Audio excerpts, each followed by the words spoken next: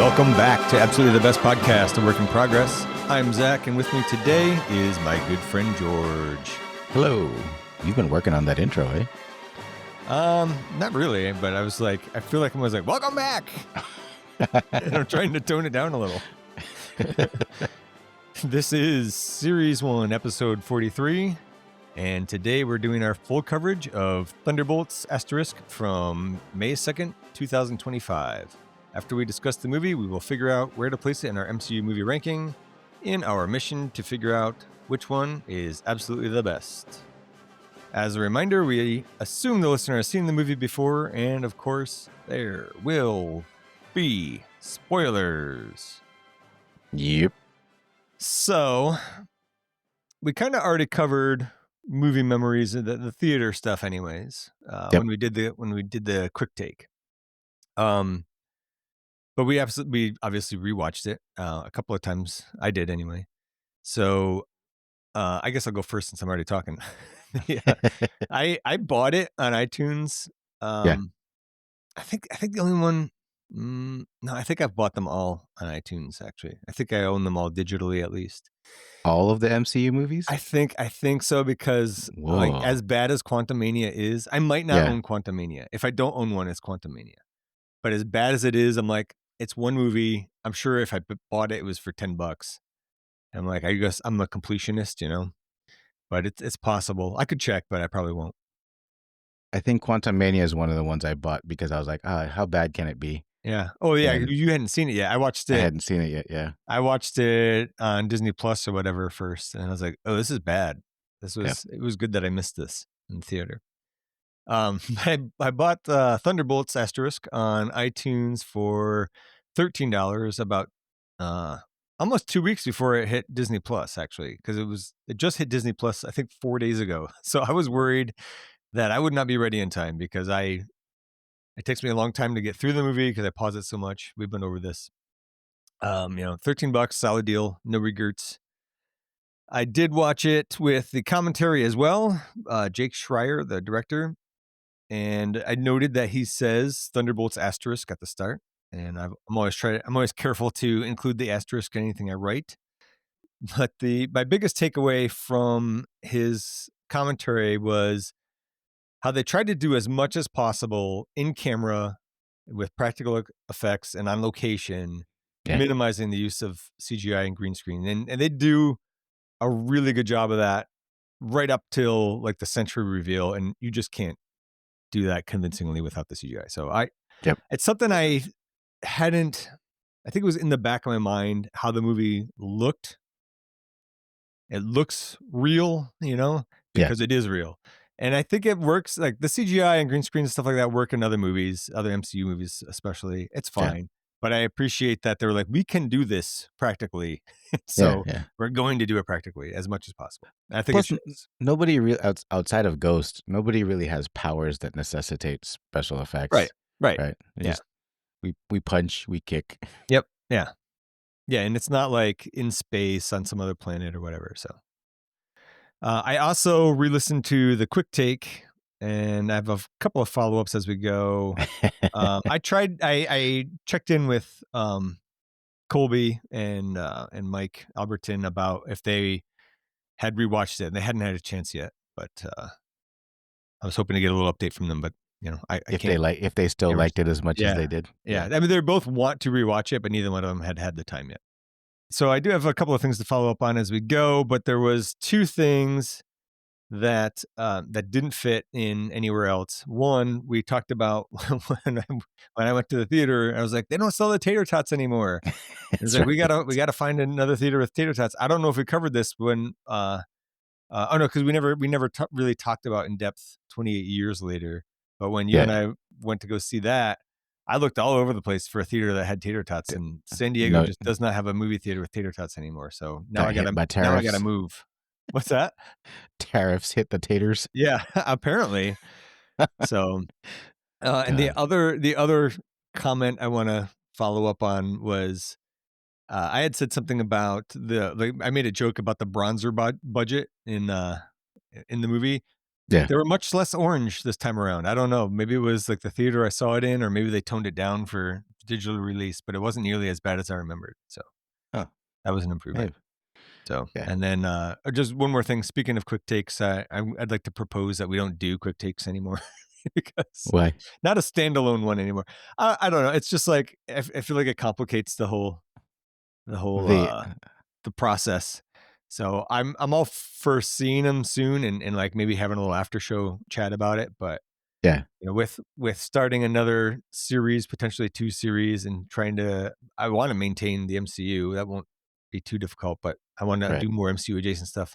I don't want to use up episodes with something we're going to just cover in depth later on anyway. So, right. anyways, let's That's move fine. on to your movie memories. Um, yeah, I mean, I think the hot takes episode had pretty much everything in it. I will say that this time around, because I didn't buy it and I just kind of waited till Disney Plus till it hit Disney Plus. This time around, I think in the hot takes, I remember mentioning that the Sentry was really fucking annoying to me.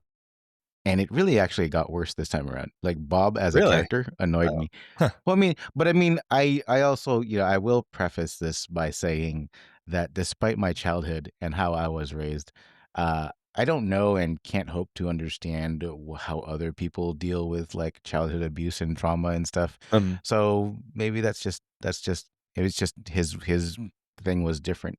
But they just do a lot of stuff with him that I don't understand. And if there was, I think if that'd be my main fix for this movie because I loved everything else about Huh. it, but Bob just kind of annoyed me.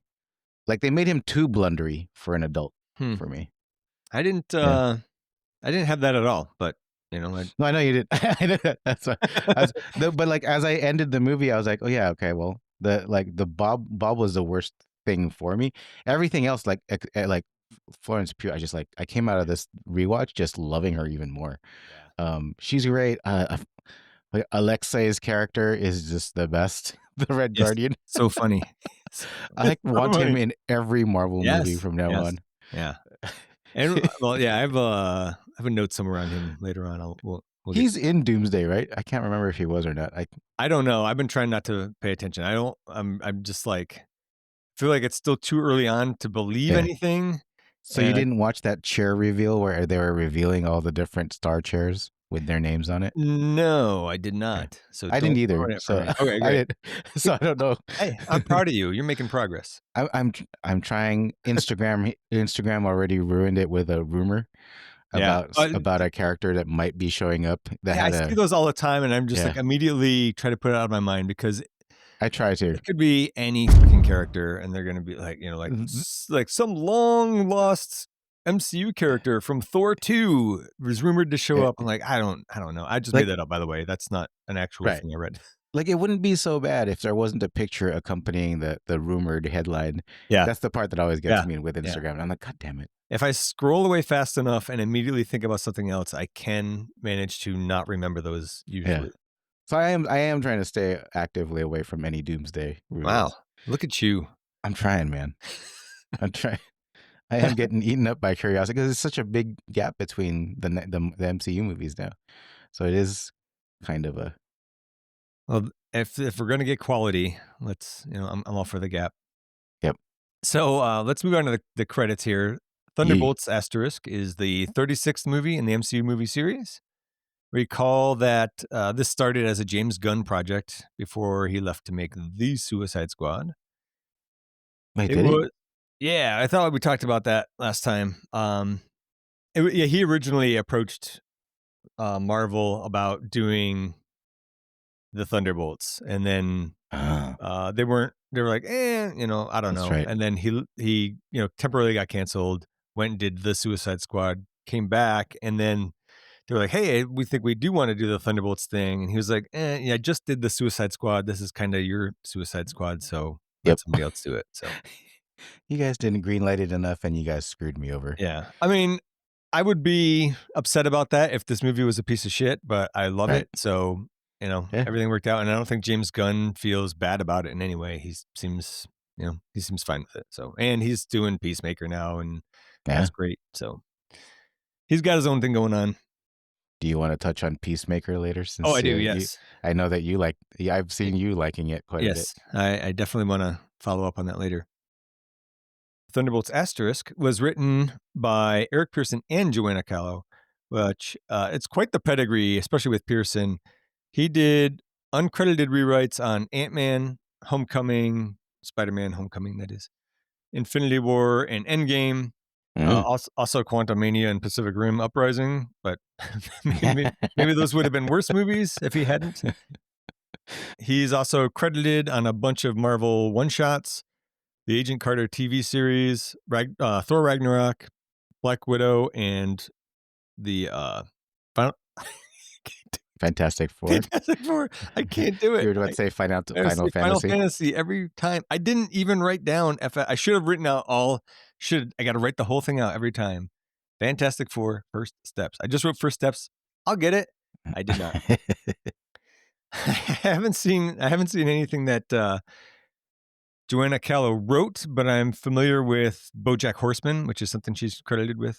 Huh. And from what I know of that show, it makes a lot of sense why she's in this Mm. or has written this, co-written. It's directed by Eric Pearson. I don't know a lot that he's done either, but he did Robot and Frank, which is a movie that I saw and liked. I remember liking it anyways. I don't I know don't if you've remember ever that. saw it. It's like Frank Langella, Yeah, I've and heard yeah. I feel like Kevin Spacey does the voice of the robot, or I might be confusing that with Moon. Somebody does the voice of the robot, and I forget. He's like a kind of like a retired criminal or something. Mm. I don't know. I thought it was pretty good. I barely remember it, but I have a positive connotation when I think about it. Okay. Pearson's also doing a new X-Men movie, which I assume is going to be part of the MCU. I don't know.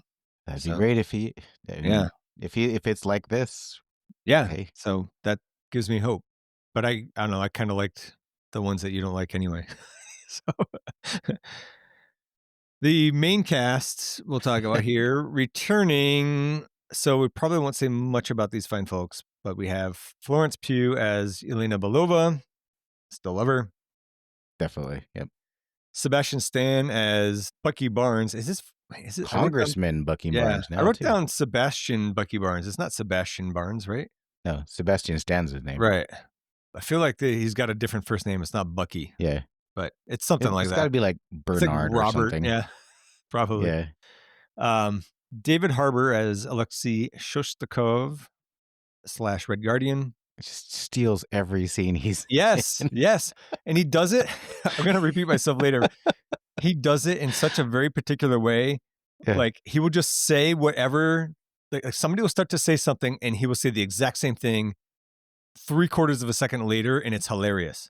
Yes. I don't know why, but I love it. He does steal every scene. I love him as this character. God, if they make So him the good. leader of the Avengers, I would Yeah. watch that opening day. Oh man. Hannah John Kamen as Ava Starr / Ghost. Lewis Pullman as Robert Bob Reynolds as Sentry and the Void. Mhm. Sorry, Lewis Pullman as Robert Bob Reynolds / Sentry / the Void. We didn't actually talk about him much before. Why do I have him as returning? He's not returning. That's He's that's the returning from the hot that's the take. problem. Yeah, that's the problem. But I mean, basically, I don't have a lot to say about him anyway because don't know anything else that he's been in. He I just just looks remember. so much like his dad. I Yeah, can't get exactly. it. I I just remember can't trying just to place who he was the first time I saw it. yeah. Olga, you're gonna have to say this one. Krylenko? Sure, as Antonia Dreykov / Taskmaster. She's in it for like 5 I minutes. know. She's a good sport for showing up Yeah. for that. I Julia. guess they had to kill somebody, but I was really bummed out that she was the one Yeah, that they and offed. I think I have a note on it later, but basically when it gets to that part, the director was like, I would have liked to have done more with her, but we kind of needed to, Make it serious. show that there's stakes here, and Yeah. her, this kind of hangs over the rest of the movie. And it's like, yeah, he's right. He is right. Yeah. Yeah. Then, this is where I screwed up. I have Wyatt Russell as new. He's kind of new, but he's returning from Falcon Secret and the Winter Falcon Soldier, and yeah. which I was a also liked him a lot in this movie. Oh, he Like, was really good in this. Like, I feel yeah, like this movie was a big character arc for him, where he was super huge. so unlikable in Falcon and the Winter Falcon. Soldier. Yeah, I was trying to put my finger on it. I was like, I'm like really liking him in Yeah, this yeah. series. I mean, that's part of the reason I like this movie so much is they really Yeah, made him likable. yeah. Just some of his previous credits I looked at. He was he played a baby at a golf course in Overboard, which was his dad's movie, right? Because it's Oh, yeah, yeah, yeah, we yeah. talked about this recently. I forget why. Yeah. But Kurt Russell and Goldie Hawn. I guess that's his mom too, right? Yep. And he plays an orphan boy in Escape from LA. That's another one of his dad's movies. And then I didn't realize this. I had to go look.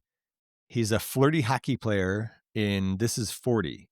And he definitely has a hockey player look. Yeah, yeah. And it turns out that he played hockey. That was his original thing, was to go professional, but he got injured. So he fell Huh. back on acting. He's doing great, I Yeah. think. Yeah. Yeah. Corporal Lewis Ford in Overlord is another role that he had. Did you ever see that, Overlord? It's I don't think like the so. zombies in World War II kind of movie. Uh-oh. Oh, that's pretty Was good. that a cartoon? No, it's live Oh, action. It's got what's the guy's name? He was at the in the beginning of Lucy with Scarlett Johansson. He's got kind of a Azbek Morgan Freeman? no, Pilu Azbek, something like that. Hmm, The guy who's one of the Greyjoys, Theon, not Theon. hmm, Uh anyways, that actor is in Overlord. But hmm. it's a pretty good movie. It's a pretty good zombie flick. Okay. Is it streaming Worth on checking anything? out. I don't know, probably. Oh, okay. If you say it's a good zombie movie, it's worth checking out, I think. Yeah, I'm saying it's a pretty good zombie movie. So, Okay. just to manage expectations. I did Okay. like it. I think I've watched it twice, not in a row. Alright. And with just one more note on Wyatt Russell, when he yells, when he gets mad, he sounds so much like his dad. He kinda does, doesn't Yes. he? Continuing with the new cast, we have Geraldine, I apologize in advance, Viswanathan Viswanathan? as Mel, and that's Valentina's assistant. Wendell Pierce as Congressman Gary. He was Bunk in The Wire. I really like him a lot. I like him in everything. I totally didn't look at what the male actress did, but or maybe I did, and there was just nothing that I recognized her from. I think she's fairly new, but Yeah. apologies to her. I don't recognize her in anything. You forgot Julia I mean, did you get mentioned Julia Louis-Dreyfus? I have her in the returning cast. I might have skipped over her on accident, but I don't. Again, I don't know. I guess because she was in she had like parts in Stingers where she shows up at the end of Black Widow. Black Widow, right? So we Yep. might have talked about her before. So, Yeah. she's great. I love her. Do you think that they intentionally made her look like Tulsi Gabbard? There was something about that. I think. Trying to Like, it didn't remember hit now. me until, like, I saw it the second time because what's her face has been in the news lately. But then, like, when I was watching this, I was like, "Oh, she does kinda look like her." I don't know, but if so, I mean, it works. Eh. Well, Valentina's way more proficient Oh and yeah, yeah, yeah. capable. I mean, you can. She's kind of likable. Yeah. Let's get on to the main discussion. Alrighty. The Marvel flip. I want to talk about for a second. I still love it. We talked about it a little bit on the quick take, but Yep. I love that foreshadowing of the void. The Void. Yeah, and then but before it even like fades to black, there's all the comic book pages of Sentry.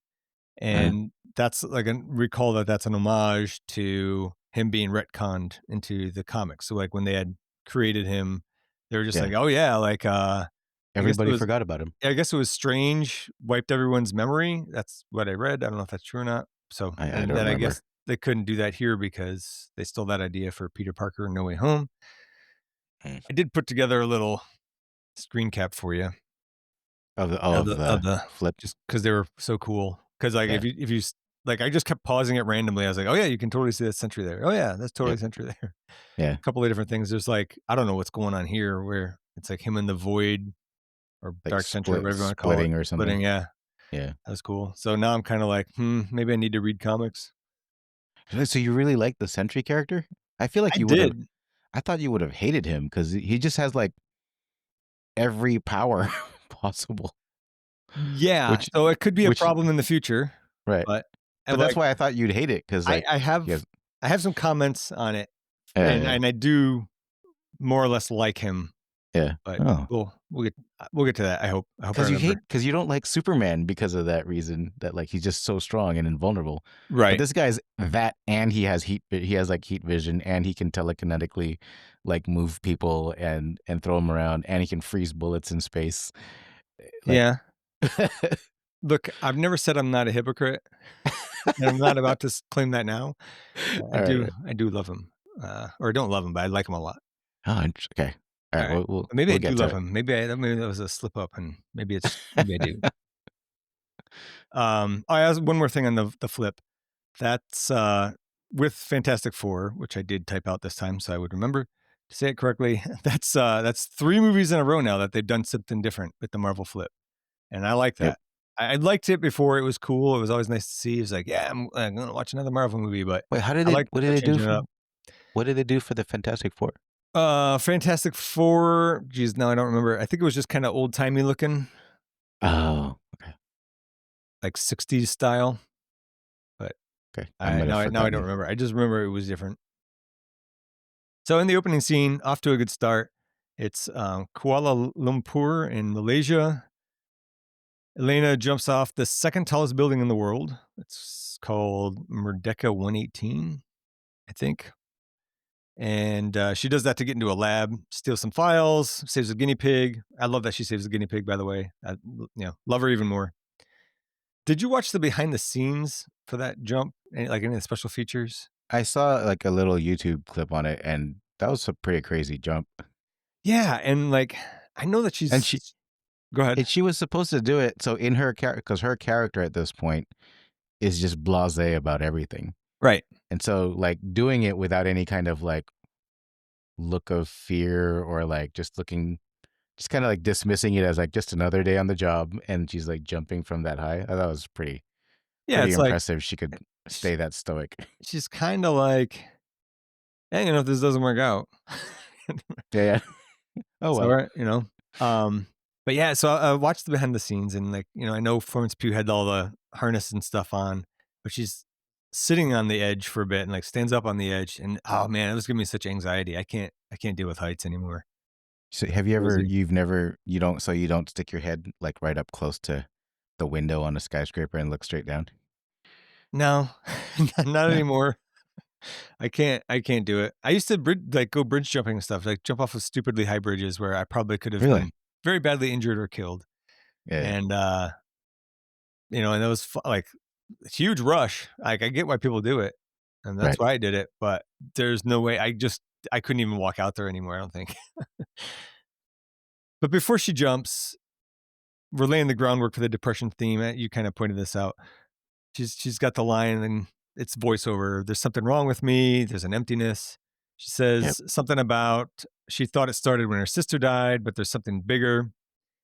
And then she does the jump, parachutes into the building. I love it when she's fighting through the security The guards or hallway. whatever in the hallway, and it's just that these long shadows, which is very clearly meant to like set the theme or even be foreshadowing, emphasis on the shadow. But I just I I just thought that love the look of that scene. that hallway scene also reminded me of when Natasha first came on board in Yeah. Iron Man Yes. 2. There's Yep. that same like hallway Same fight. kinda same kind of yeah, same Yeah. kind of idea. Yeah, I wonder if they did that. They must have done that on purpose, right?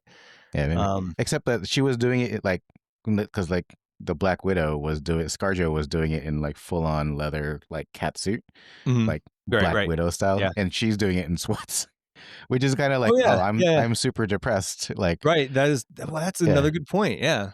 Yeah, yeah, she's just, like, in sweatpants, and those are like, yeah, I don't I don't have it in me to put on real pants today, man, I'm yeah. sorry. She just literally doesn't care. She's just doing the motions, and she just has to get this job done.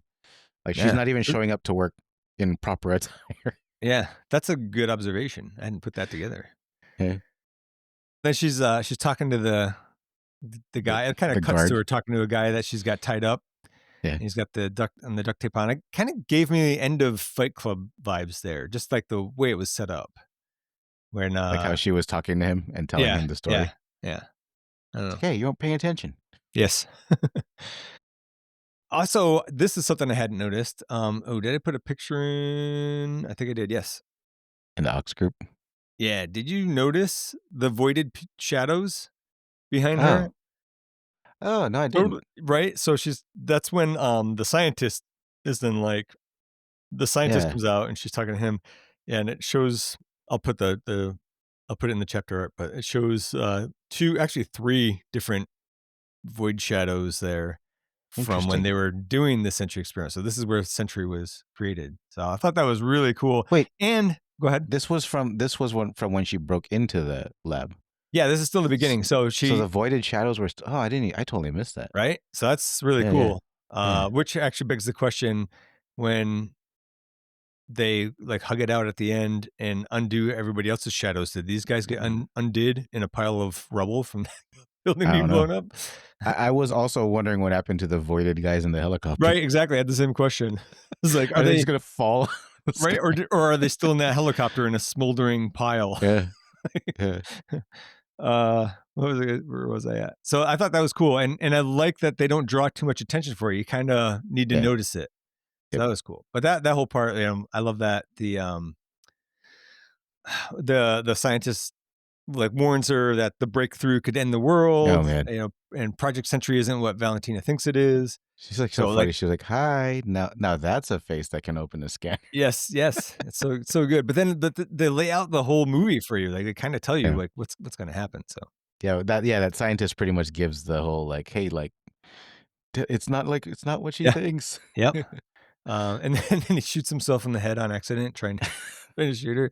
That part was funny. Yeah, I think she's like, I needed that face. Yep. Yeah, it's all good. But she leaves with the guinea pig, blows up the lab to destroy the evidence for Valentina, and then we switch over to DC. There's an establishing shot here of Washington DC. Actually, did you notice the Washington Monument in it? It's kind of hard to see. I Oh, don't think I I put a didn't. picture. I didn't put a Was picture it of that one busted in there up? because it's so small. It's busted up from the fight at the end of Spider-Man? Captain America: Brave New World. Oh, right, right. Oh, Yeah, right, when he, like, ran through it. but it's being repaired. It looks like maybe. So we catch up with Bucky. He's a congressman now. He looks like Billy Mitchell to me. I don't like his look. Like when he's got a shirt and tie on and his hair slicked back. They got to fix Yeah, his look a little bit. That is yeah. not a compliment. But other than that, I love Bucky. Valentina is director of the CIA. She's being Well, impeached. you're totally missing the how did you like his worrying statement about I his, forget like, what he said. he was like the whole, like, "We're gonna get to the bottom of this worrying wrongdoing that is Oh very yeah. worrying," and, yeah, there are rumors that we really need to just get to the bottom of because it's a very worrying Yes. issue. Which is, like, compared to at the end of, Brave New World when he was like, "Oh, did your, like, publicist write that Right. for you?" Right. Yeah. Yeah, He needed his writers to help him out a bit there. yeah, he definitely needs the help, right? Yeah, that was funny. So Valentina's being impeached. Through the hearing, there's some exposition about the Ox group. I couldn't find what that stood for. OXE. I Oh, don't I know if it totally didn't even doesn't look it up. stand for anything, I guess. But so she does strategic guidance for the Ox group, or did, probably still does. Uh, And it's been alleged that the Ox group had been experimenting with making superhumans, which all makes sense here. They also recapped that President Ross became the Red Hulk, so people are pretty concerned about these kinds of things now. I was wondering though, who's president now? I guess whoever was vice president, or that yeah, wasn't clear to me. This couldn't have been that long ago because they're still fixing the Washington Monument. I mean, I guess that could take yeah. years. I don't know. So it would have had to be whoever Thunderbolts vice president was. Right. And I don't think they ever said who that was in Brave New World. I don't know. Just because nobody gives a shit about the vice president. Yeah, it's true. So it turns out that there's more cleanup to do now because of that impeachment inquiry. And that kind of kicks off the main plot of Act One here, anyway. How do you So like Wendell Pierce as Congressman Gary? I like him. I wish he was, like, had a bigger role. Yeah, yeah, yeah. Like I mean, I really like him as an actor. So I whenever I see him, I just like I wish you were around more. yeah, no, I love him. I mean, you've seen The Wire, right? Yeah. Oh, yeah, Yeah. yeah. Because I He's mean, I also just in watched that Suits. again. He's Okay, I like haven't Meghan Markle's seen dad in that. the Suits. Oh, yeah, Yeah. yeah, I think you told me that. Yeah. So Valentina's gotta send a bunch of loose ends to tie each other up, so to speak. Now we see Yelena going to see her dad to talk about not being fulfilled. That's Alexei Shostakovich, Red Guardian. He's been doing his own thing. He's driving a limo. He's doing security. I love that his limo says "protecting you from a boring evening." Uh, The depression theme continues, which I kind of relate. She's got the line about like, "What's the point of any of this?" And I've definitely had those times. This is pretty funny though when Alexi's like, "The light inside you is dim, even by Eastern European standards." I missed that one. Oh man, that's a it's classic Alexi line. They laid the groundwork for the Thunderbolts name. That's she's got the soccer team picture. That was the name of her soccer Yeah. team. I like that And now they didn't like push it right there because they push it right, everywhere else, right, but right. like right there they just kind of let it sit.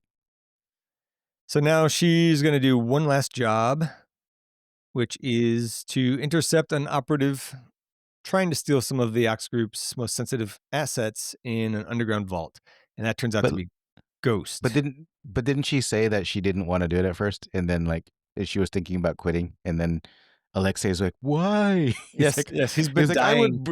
Yeah, I wrote down he would be like, "I would burn the city to the ground to work for her." Yes, he's been dying to work for Valentina, Yeah. and that's that is kind of important for later too, right? Yeah. Um, but before all the action begins, Elena she goes into this vault. She looks through some files, and you see some of the Century Design stuff. I thought that was a nice little clue, and pictures of voided people there. Down in the vault, everyone else shows up. U.S. Agent is there to take out Yelena. Taskmaster is there to take out U.S. Agent, and Ghost is there to take out Taskmaster. Spoiler alert: Ghost is the only one successful in that mission, which it still was kind of a shock to me. But It really um, was. I mean, that whole fight scene was so great, though. I loved that. That was like one yeah, of my favorite fight scenes. it's a really good fight scene because everybody's a Yeah. little bit different. And like Ghost, I think right before she kills Taskmaster, right, Yeah. she phases through U.S. Agent, right, Hmm. and then shoots Taskmaster right in the head. Shoots her Yeah. dead. But and then Yeah, it was that's a when good it's a Taskmaster died. good fight choreography all along or all around. So, Yep. actually, I think that's my next note. Like, there's a good fight here. Yeah. Taskmaster takes a bullet to the brain, then Bob wakes up. He was just napping in some high-tech coffin. Nobody knows who he is yet, and then the whole place locks down. Meanwhile, back in DC, go ahead. I was gonna say, did you like how they plundered her suit for stuff? And John and what do you call it? U.S. agent was like, "What? She would have wanted me to have this." Oh yeah, yeah, yeah. I think that happens like when they cut back, but yeah, I don't have that Yeah. in my notes. So back in DC, Bucky attends Valentina's first responders family fund, and Congressman Gary gives her some shit about it being all for optics, which he's right about. He also notes that the investigation of her was squeaky clean, and that's a little suspect, more than a little suspect, maybe. Bucky makes a bid to recruit Val's assistant Mel to his side. He's got another little spiel here. This is one I thought maybe he did have some help from his writers with. And he's telling her about how he didn't have a choice who he worked for when he was brainwashed, right? But she does. And so, he's trying to appeal to her humanity, I think, here. Then Bucky loops Congressman Gary in on his plan, and Gary says to just let the system do its work. And that sets the stage for what Bucky does later because the system does not work. He also tells him to read the package. To read the package? Because I guess the packet to read the packet Oh, because yeah. Yeah. his office put together that huge packet of boring stuff. Right. Back in the vault, they interrogate Bob and figure out that Valentina set them up. It's a lot of good character development and backstory here with the dialogue. Everything is going to be incinerated, so they need to escape. Did you watch the deleted scenes? Okay, there was only two. I don't remember what the second one was. I don't think I put a note in about it. Sorry, everybody. But there was one here where Walker tries to lift the door open, but he can't. Um, didn't even occur to me that he should have tried. So I guess it was fine to cut that scene. Yeah. I And mean, Ghost would have been the first person you would have thought just walk through and open it, right? Anyway, right, right. And that's, that's what they tell her to do. But then yeah. she says she can't because, what does she say? She needs to know where she's going, right? And she can only hold it for so long. Oh no, she could walk through the doors, but Oh, that sonic that's right. wall thing Sorry. Yeah, I'm stopped her. jumping ahead. Yeah, Right, right, right. yeah, Yeah. yeah, So, right. They got to disable the sound barrier because anytime she gets near it, it does something yep, that, I mean, I think it irritates everybody.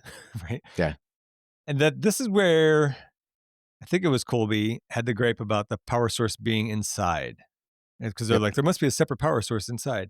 right. I don't think that that's unreasonable. I think it would have been a lot more difficult to have wired a separate power source outside. And then, unless you had integrated these sound things into the walls, But it how would was in you the just wall, keep, wasn't it? um, I It thought was it was right next to the door. okay. Well, I don't know. I feel like it would have been easy to just break it. Well, I guess you got to get close to break it. So, all right, maybe there's a little bit of legitimacy to that claim, but like to integrate it into this security vault from an external power source, I think might have been difficult. Also, maybe just underestimating the uh, problem solving skills of the Yeah. people that you've sent down there. You already you already built this secret hideout fortress a mile down underground. Just go the extra mile and put that power source on the Right. outside of the vault. Right. Also, to call back to a previous episode of ours, the plot must go on. It has to move. Yeah, yeah, So they disable the sound barrier that keeps Ghost inside, and she pieces out through the door, hoping that she comes back. And I originally wrote down there's a good timer here because the last 7 seconds are spot on. But then right. I realized when on a rewatch that they fucked it up because before that it's 22 seconds. They show it, and then when they show it at 7 seconds, it took 21 seconds to get there, and it should have been 15. But from there, from 7, it was fine. Ghost does open the door at the last second. I got to decipher what I wrote here because there's definitely an autocorrect. I liked while you're deciphering that. I really liked how John Walker or U.S. agent still was like, yeah. I mean, it could just be the sound of them coming to get me. Yeah, yeah, When the furnace turned on yes, and they were just like, yes, "Wow, you are just so dumb." yes. That's great. This whole scene this whole movie is great, really. Yeah, I was gonna say I really like how Elena like she seems to get knocked out from yeah, like when the incinerator turns on and everybody gets kind of blasted out the door at the last second yeah, and everybody's okay. And then she like has a dream about when she tricked some other little girl in the red room to come into the yeah. woods, and then that girl gets killed. But that was because she was right next to because Bob landed next to her Right. So and they were like touching each other. they cut back from that Yeah. flashback or whatever, her hand is touching Bob's hand. Yep. And that's why she has that. So I like it because it's like, oh, she got knocked out. But then if you're paying Right. attention, you know what's going on. It's because she was touching Bob. Yep.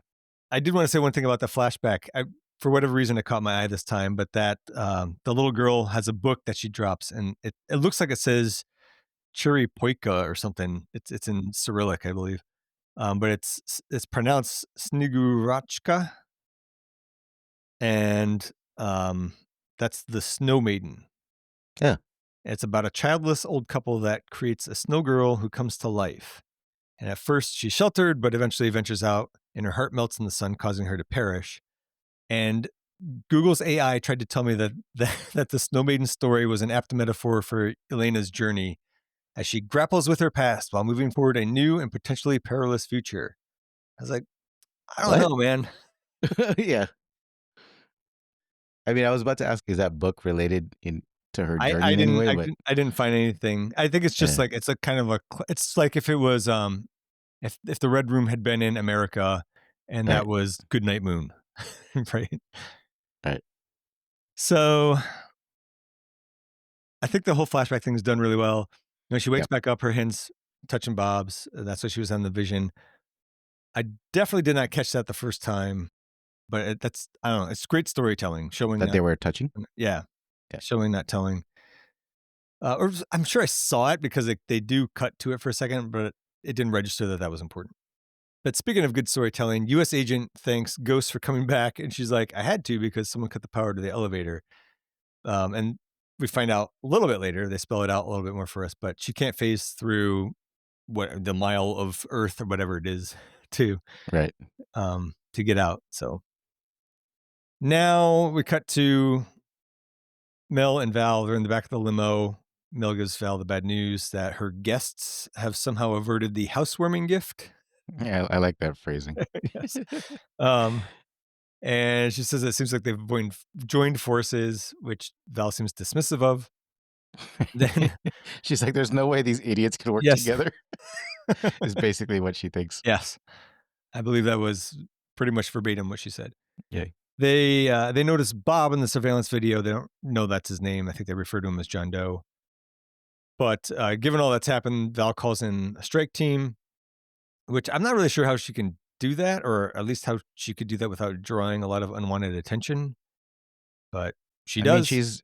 she's Valentina's because Valentina's what, head of the CIA at this that's where I she's had being that impeached up from? let me see. She said she is director of CIA, yeah. Yeah. So I'm sure she's got like a task force at her beck and call. And since Mel's her right-hand person. Right, but I feel like it would draw attention to Oh, this no, place that totally. she does not wanna draw an attention to. But anyways, Yeah. so at the end of that scene, they get out of the cab, and we get the reveal that the driver is Alexei. I feel like they should have put up the privacy window, but whatever. Right. The plot needs to go on. Back to Bob and the others. We get a little bit of background on Bob. U.S. agent Ghost and Yelena question him some more, and he doesn't remember what happened. He just woke up there after getting blood drawn for a medical study, which is kind of an Yeah. important detail. So I was wondering about that. So if he doesn't remember anything after, like, that needle, then how does he know like, why does he tell Yelena that they're better off leaving him there in the bunker? I thought that was more of a self-esteem depression thing. Like a woe is me I thing? don't know, Yeah. like what good am I gonna do anybody? I'm gonna slow you down, right? Yeah. I feel like if he knew what he could do, he could just get him out of there. Yeah. Oh, okay. I like when he told US agent, starts laughing and he says, "What are you laughing at?" And he goes, "Well, you're Captain America, but you're an asshole." Yeah, yeah. He's not wrong. Yeah, I was picking nits here. I thought that when Yelena she touches Bob on the neck and the flashback doesn't happen again. because he can control it, right? He can kinda control it, I think. It's not that he can control it because he doesn't know, right? He doesn't really know right now. I think he Yeah. suspects. But Schreier said in the commentary, he says it before Walker has his flashback, not here, but he said that it's not any time that you touch Bob, but it's when you touch him and he's like at a dark point, like at a super low point. And so I Yeah, guess almost getting incinerated and blasted out of that room kind of put him in a dark place. yeah. Oh, yeah, and then, like, I Um, guess because US agent grabbed him by the neck when he was getting pissed at him, yeah, but he was laughing because he thought he was an asshole, so yeah, that's yeah, why it didn't trigger it then, right? right, right. Bob drops some more plot hints saying everyone else would be better off if he stayed put, right? Yeah. Elena gives him a little depression pep talk. I think it's good. Well, you guys should just go without me. It'll be easier. Oh no, you'll die down here. Yeah, well, whatever. I mean, I think everyone's better off if I just stay put. Okay, I understand. We all feel like shit sometimes. And loneliness, I get that. I get it. And that darkness gets pretty enticing. And then it starts to feel a little bit like Avoid. yep, a void. Bad advice on her part to say to shove it down. So if that's not clear to anybody, don't shove it down. Get therapy. There's help out there. Talk to someone, please. Then Mel calls Bucky. This is the scene where he washes his bionic arm in the dishwasher. And then it seems like the strike team that Val called in kind of spooked her a bit. The dialogue between the two of them establishes that the Avengers are gone. I still feel like that's not totally true, but I get how it may seem that way to regular people in the movie. Right. She tells him to check her phone. Is that important later? Is that how they know to go to the watchtower? Because I don't think anything ever comes of that. Okay. Well, no, doesn't she? No, she calls him later too. She calls him later. I don't yeah. get that part either. She calls him later and Yeah, tells him maybe it was- to get there now. Yeah, maybe it was just an offhand comment, like that. Yeah. It's a plot thread that we don't need or something. Is Just wanted that to make how sure it wasn't- he? Is that how he caught up to everybody in the limo when the limo was getting assaulted by the special ops folks? He told Mel she told him to check her phone, and she wasn't. Oh, she did go out to the aux strip. Yeah, that must be it. That must be it. Yeah, she was over there. So that is important. Yeah. Then we get to the elevator shaft scene. U.S. agent can't jump out. Ghost can't phase out. This is where she has a line about needing to know where she's going, and she can't hold it longer than a minute, so she can't just leave. I did like how U.S. agent just jumped straight up, Yes, thinking he was strong enough. I thought that was really cool. It was a long jump. Yeah. I feel like it was small enough where he could have maybe with his arms and legs climbed out by himself. I mean, because he doesn't get tired, right? Like Captain America, and he don't get tired. So I feel like he could have just jumped, like just bounced from like wall to wall. Oh yeah, and just kept doing that all the way to the top. Like, of all of them, he should have been able to do that. Yeah. But this makes for a good scene. It's a team building exercise. So they team up. They climb out of the elevator shaft in a very uncomfortable way with all their backs pushed against Bob's each other. idea. Yeah, it hurts. Man, it hurts my back just to watch it, and it makes me anxious with the height. But and Colby in the quick take was saying that it was conveniently sized elevator shaft for a group of them to climb out of. I thought it was fine. I thought it made sense. If you're building the storage facility deep down, you're not going to pull out a mile of earth, right? You're going to dig a few tunnels down and then just excavate the area that you need. And then you have these tunnels, which would make for convenient elevator shafts. So I don't know, maybe the diameter of it was a little on the convenient side, but I didn't think it was absurdly small or large for an elevator shaft. So how did they do how did they go back to back like that if Florence Pugh, for example, is like the shortest one out of all of them? Yeah. It did look a little off. Like perfect, right? Yeah. It just occurred to me, like, wouldn't one of them have like slipped? Yeah. That's why I was nervous watching it.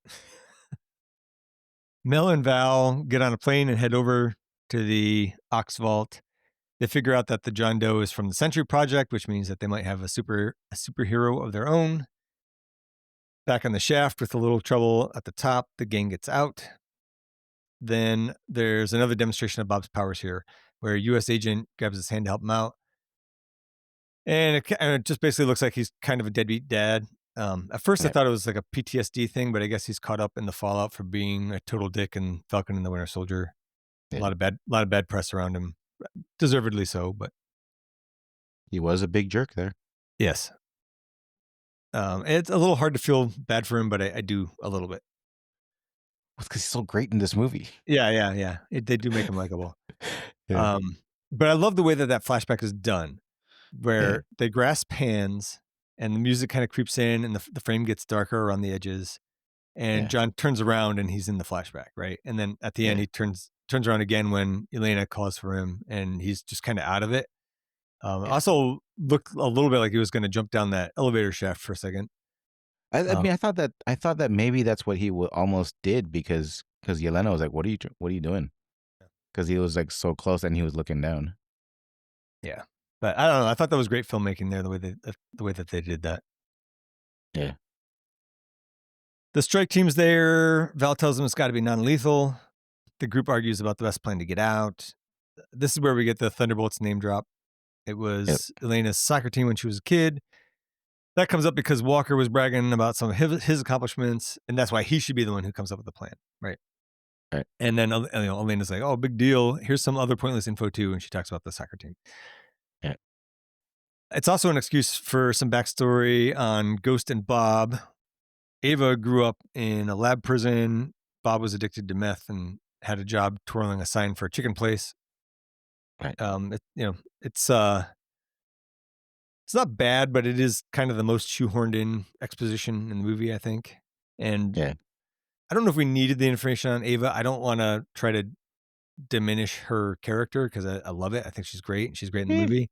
We already got it in Ant-Man and the Wasp. But I mean, I guess what I'm saying is like they're doing that for the people who didn't see Ant-Man and the Wasp. Yeah. And that always kind of irritates me a little bit. Yeah. The thing with the chicken suit twirling a sign is only important for later in the void or whatever. Also a great scene. Yes. So they battle their way through the strike team while protecting Bob. It's all good action. Kind of funny too. No complaints there. I feel like they took a page out of the Professional's Handbook. Sorry, out of the movie The Profession. They copied The Professional a little bit. Is what I'm trying to say. Where they're put on the strike team uniforms and act like they got one injured to get out. I think this is. I forgot to write this down, but in the director commentary, he was. I don't want to say he was dissatisfied with this part, but this was the part that he was least pleased with because I think they had other plans for this fight scene. And I think he said it looked a little clumsy, but then once they put in all the smoke or the fog and stuff, he was like, it looks pretty good. But he seemed a little bit down on that. I thought it was fine. Yeah. I liked it just fine, yeah. Right. Ghost grabs an escape vehicle and Bob provides a distraction for them to escape and gets gunned down. I still love this part when Bob stands up and then he hovers for a bit before kind of tumbling up in the air. Yeah. Yeah. That still gives me goosebumps.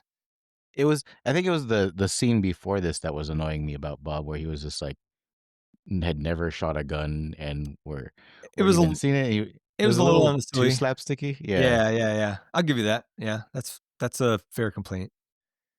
He comes crashing down in the desert somewhere, coincidentally knocking over the vehicle that the others were in. That's a bit of a stretch for me, but again, I don't care that much about it. I thought, I can move on.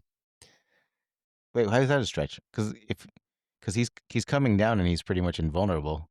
So like, well, I mean that he landed landed so close to them. I guess maybe he was right there's, next to there's where my he friends. was. I need to get back to my friends. Maybe that's what was going on. So then they start walking out of the desert, the three of them, not with Bob. And Walker fills in some gaps in the story about the Sentry files. Meanwhile, Val gets Mel to spin up the Sentry project again.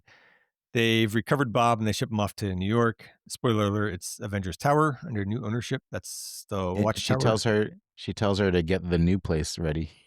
Yeah. Yep. Then Red Guardian finds Elena, Eva, and John. It's still not clear to me how he knew that she was right there. That's the part I don't get. Yeah, I know that he heard where they were going to be, the general vicinity. Yeah. So I don't know. Like, I guess when he was driving, maybe he saw people walking in the desert because they were kind of maybe, obvious. But they would have. But they heard him first from far away. Maybe it's his super soldier serum, so his eyes are really good or something. Yeah, maybe. I don't know. But I don't care because it still makes me laugh when he stuffs the car. He's like, "It's your dad. Don't go in the vault." That's the best. And then she's just like, "Oh no." It's got to be his delivery, right? Like that's not that funny a line. But it's his delivery. So great. Well, because they were already, as also the timing, because they were already at the vault. Yes. They were already in it, right? Yes. So it's like total dad thing. Yes. He picks them up. Not sure where they're headed at this point in the limo. They talk a little bit about escaping, splitting up, and hiding. But the comedy really kicks in here. Like the Thunderbolts thing comes back. And then I don't know why Alexei tells the same story that Elena did earlier on, but it's so funny when he does it. It's also, I guess they have a difference of opinion on who the sponsor was. Yes. It's not Gary's Tire Shack or something. Yeah. Yeah. And there's a little bit of arguing there. Yeah. I don't know. Like their chemistry is really good. It's a really good father-daughter I love it. dynamic. It's such a I love it so much. I love how like he also noticed he was like, "Hey, you've got a little bit of light back with you," and once he goes, Yes. "You have impressive friends," and she's Yeah. like, "They're not my friends." He's like, "I don't know, but you've got some light back in you." Yeah. That's all It's all really good cute. all good, dialogue here. He brings up the thing about, Yeah, they could be on the Wheaties box. Then the strike team catches up to him, and, this is a really great chase scene. The when he's like, or he tries to punch it, he tries to step on the gas, and like it barely speeds up, right? And then he's like, yeah, oh, he's like, I forget what he says. He's gonna deploy tactical maneuvers, and he flips some switches yes. and pony. It's the But didn't best you want song to goes have on? in a limo. Oh man, that just makes me laugh so hard every time. I Um, like Ghost's face when it turns on. yes. Well, even It's pretty Walker funny. made a great face too. Yeah. And then And then let's see. Yelena was like, she's like, "Who do you drive?" Yes, it's such a great scene. They throw a Molotov cocktail, which seems to work for a second, but then it blows out. So that's pretty funny. And then there's a really good misdirect. I fell for it. Like every time I watched it, I'm like, how did Yelena like blow up that car when she shot at it? Like she leans out the Yeah, window, she shoots at it's like a Humvee behind them, and it looks like she blew it up and knocked it over. And then you realize yeah, it was Bucky with his little magnetic grenade disc thing, which I think is great. yep. So he takes out the strike team, and then he captures the four of them. But two really good car flips in that scene. The limo flipping over, it wasn't really till the last time I watched it that I really appreciated that, because that's a long Yeah, car and it flips yeah, up on up the long way. That must have been yeah. hard to do. I will say that every time I see the scene where Bucky slams his fist into the ground and flips over the Humvee, Yes. it's always so depressing to me that they didn't save that for the movie and they put it in the trailer. Yeah. Yeah. Yeah. 'Cause They should have that was saved it. such a good scene. They should have saved it. There's a quick bit with Gary and then Val and Mel establishing that she's pretty screwed as far as the impeachment inquiry goes now. We get the Avengers Tower reveal, which is now called the Watchtower. Did Val buy it, or does it belong to Ox Group? I guess it belongs to Ox Group, right? Because They they never say who bought it. I funded. think it's Ox Group, yeah.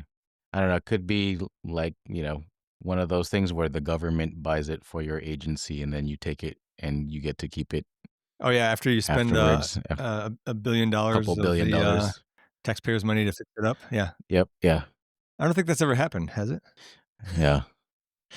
So Mel seems worried that Bob is too imbalanced, but Val's undeterred, and she meets with Bob to kind of butter him up a little bit, tell him how special he is. I like what And- Bell said too. Like the whole like you give somebody like Steve Rogers a super yes, serum and you get Captain Rogers, Captain America, but what do this guy was screw up to begin with. yes, yeah. I mean, he was addicted to meth. I mean, Yeah. I'm not trying to shame anyone. I mean, people make mistakes, people have addictions, but maybe don't give that person a super soldier serum or like a thousandfold super soldier Yeah. serum. I guess it's too late too. I mean, he already got it, right? So it's just a matter of coaxing him into learning to use it. Yep. Val also tells Bob that Elena, Ava, and Walker and Alexei are all the villains here. They're not trustworthy people. Right. I think this is where I kind of just felt like I get it. Bob's been traumatized, but he's also stupid as fuck. like I like don't know. I don't those think it's like that. I think that but they he just doesn't saved have him. anyone. He doesn't have Right. anyone. And she is like, I believe in you. Like, you can do Right. this. I'm going to make you into something. But he just was saved and pulled out of that vault by like Yelena and friends. Yeah, I mean, yeah, Walker was an asshole. But like Yelena and Ghost and stuff, like they didn't ditch him, and he loved them enough to try to sacrifice himself, Yeah, that's true. right? And then Yeah. all of a sudden, this lady, I mean, I love Julia Louis-Dreyfus, but like she just comes up and says, "Hey, I believe in you," and then he ditches the people he like sacrificed himself for as a, I don't you know think what I it's an mean? either or Yeah, scenario though. And because later on, and I'm going to repeat myself later because it's in my notes, but he doesn't want to kill them. He's like, they're not a right. threat to me. He doesn't want to fight them to begin with, right? So I think you can have it both ways here. She's who's in front of him right now. She's the one he has to deal with, and he's got Right. major depression. So I don't know. I to me it makes sense.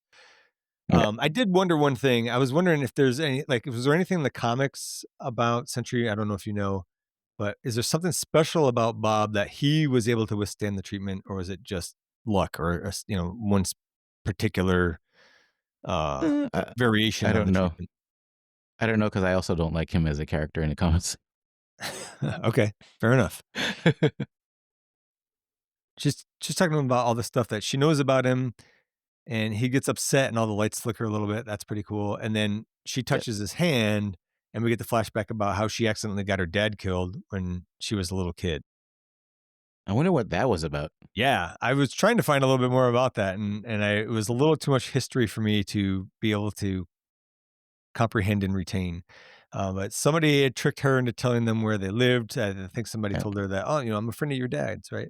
Yep. And I thought it was just the Gestapo, but it's that would have been too early. I think that's like World War I or Yeah. World War II. But I looked into that a little bit, and in the late '60s, there was this Italian fascist group, this Italian fascist movement, and it's referred to as the Years of Lead or the Years of Lead. I don't really know. Hmm. And that's about as much as I could retain in my tiny little brain for when it comes to history. I was like, okay, something bad went on then. So, That her dad could have been a part of. or I think he was a against. He was standing up against them, or potentially even working with a group against Right. the fascists. So, I mean, then she had a great dad then, because all yeah, fascists should yeah.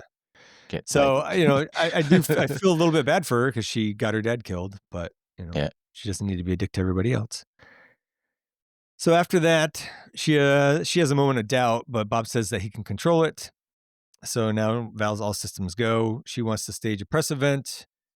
Mel is still hesitant and gives the Captain America example. That's what you were saying before, where Steve Rogers with the serum gives you Captain Yeah. America. Someone unstable, who knows?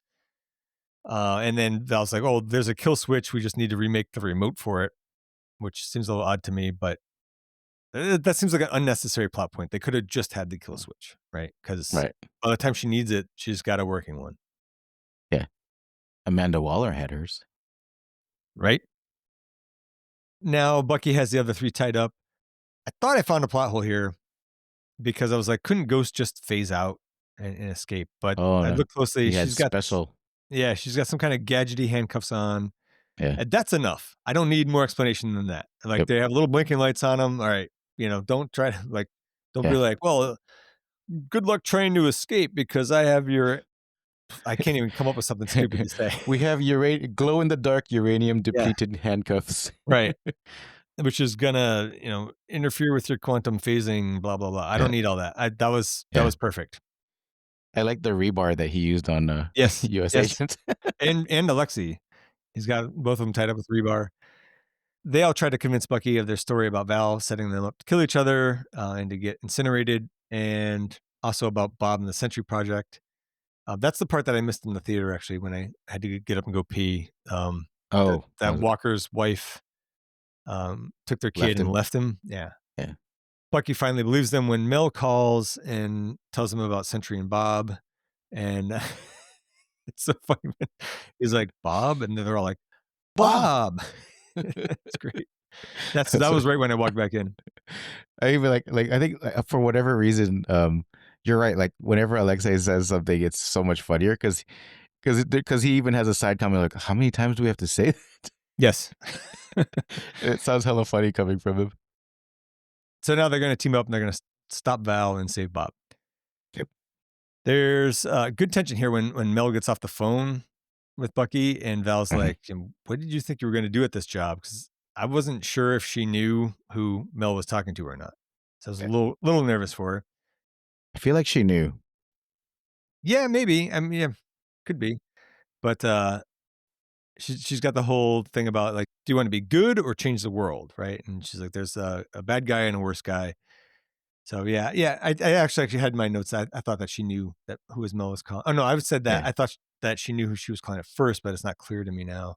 And there was no clarification in the commentary about that. But he did I, say that the scene was originally longer. uh, I really loved that quote she had when she was like, "Righteousness without power is just an opinion." And I was like, Oh, "Damn it, that's a good she's quote. right." I Yeah, missed that somehow. Yeah. that was a good quote.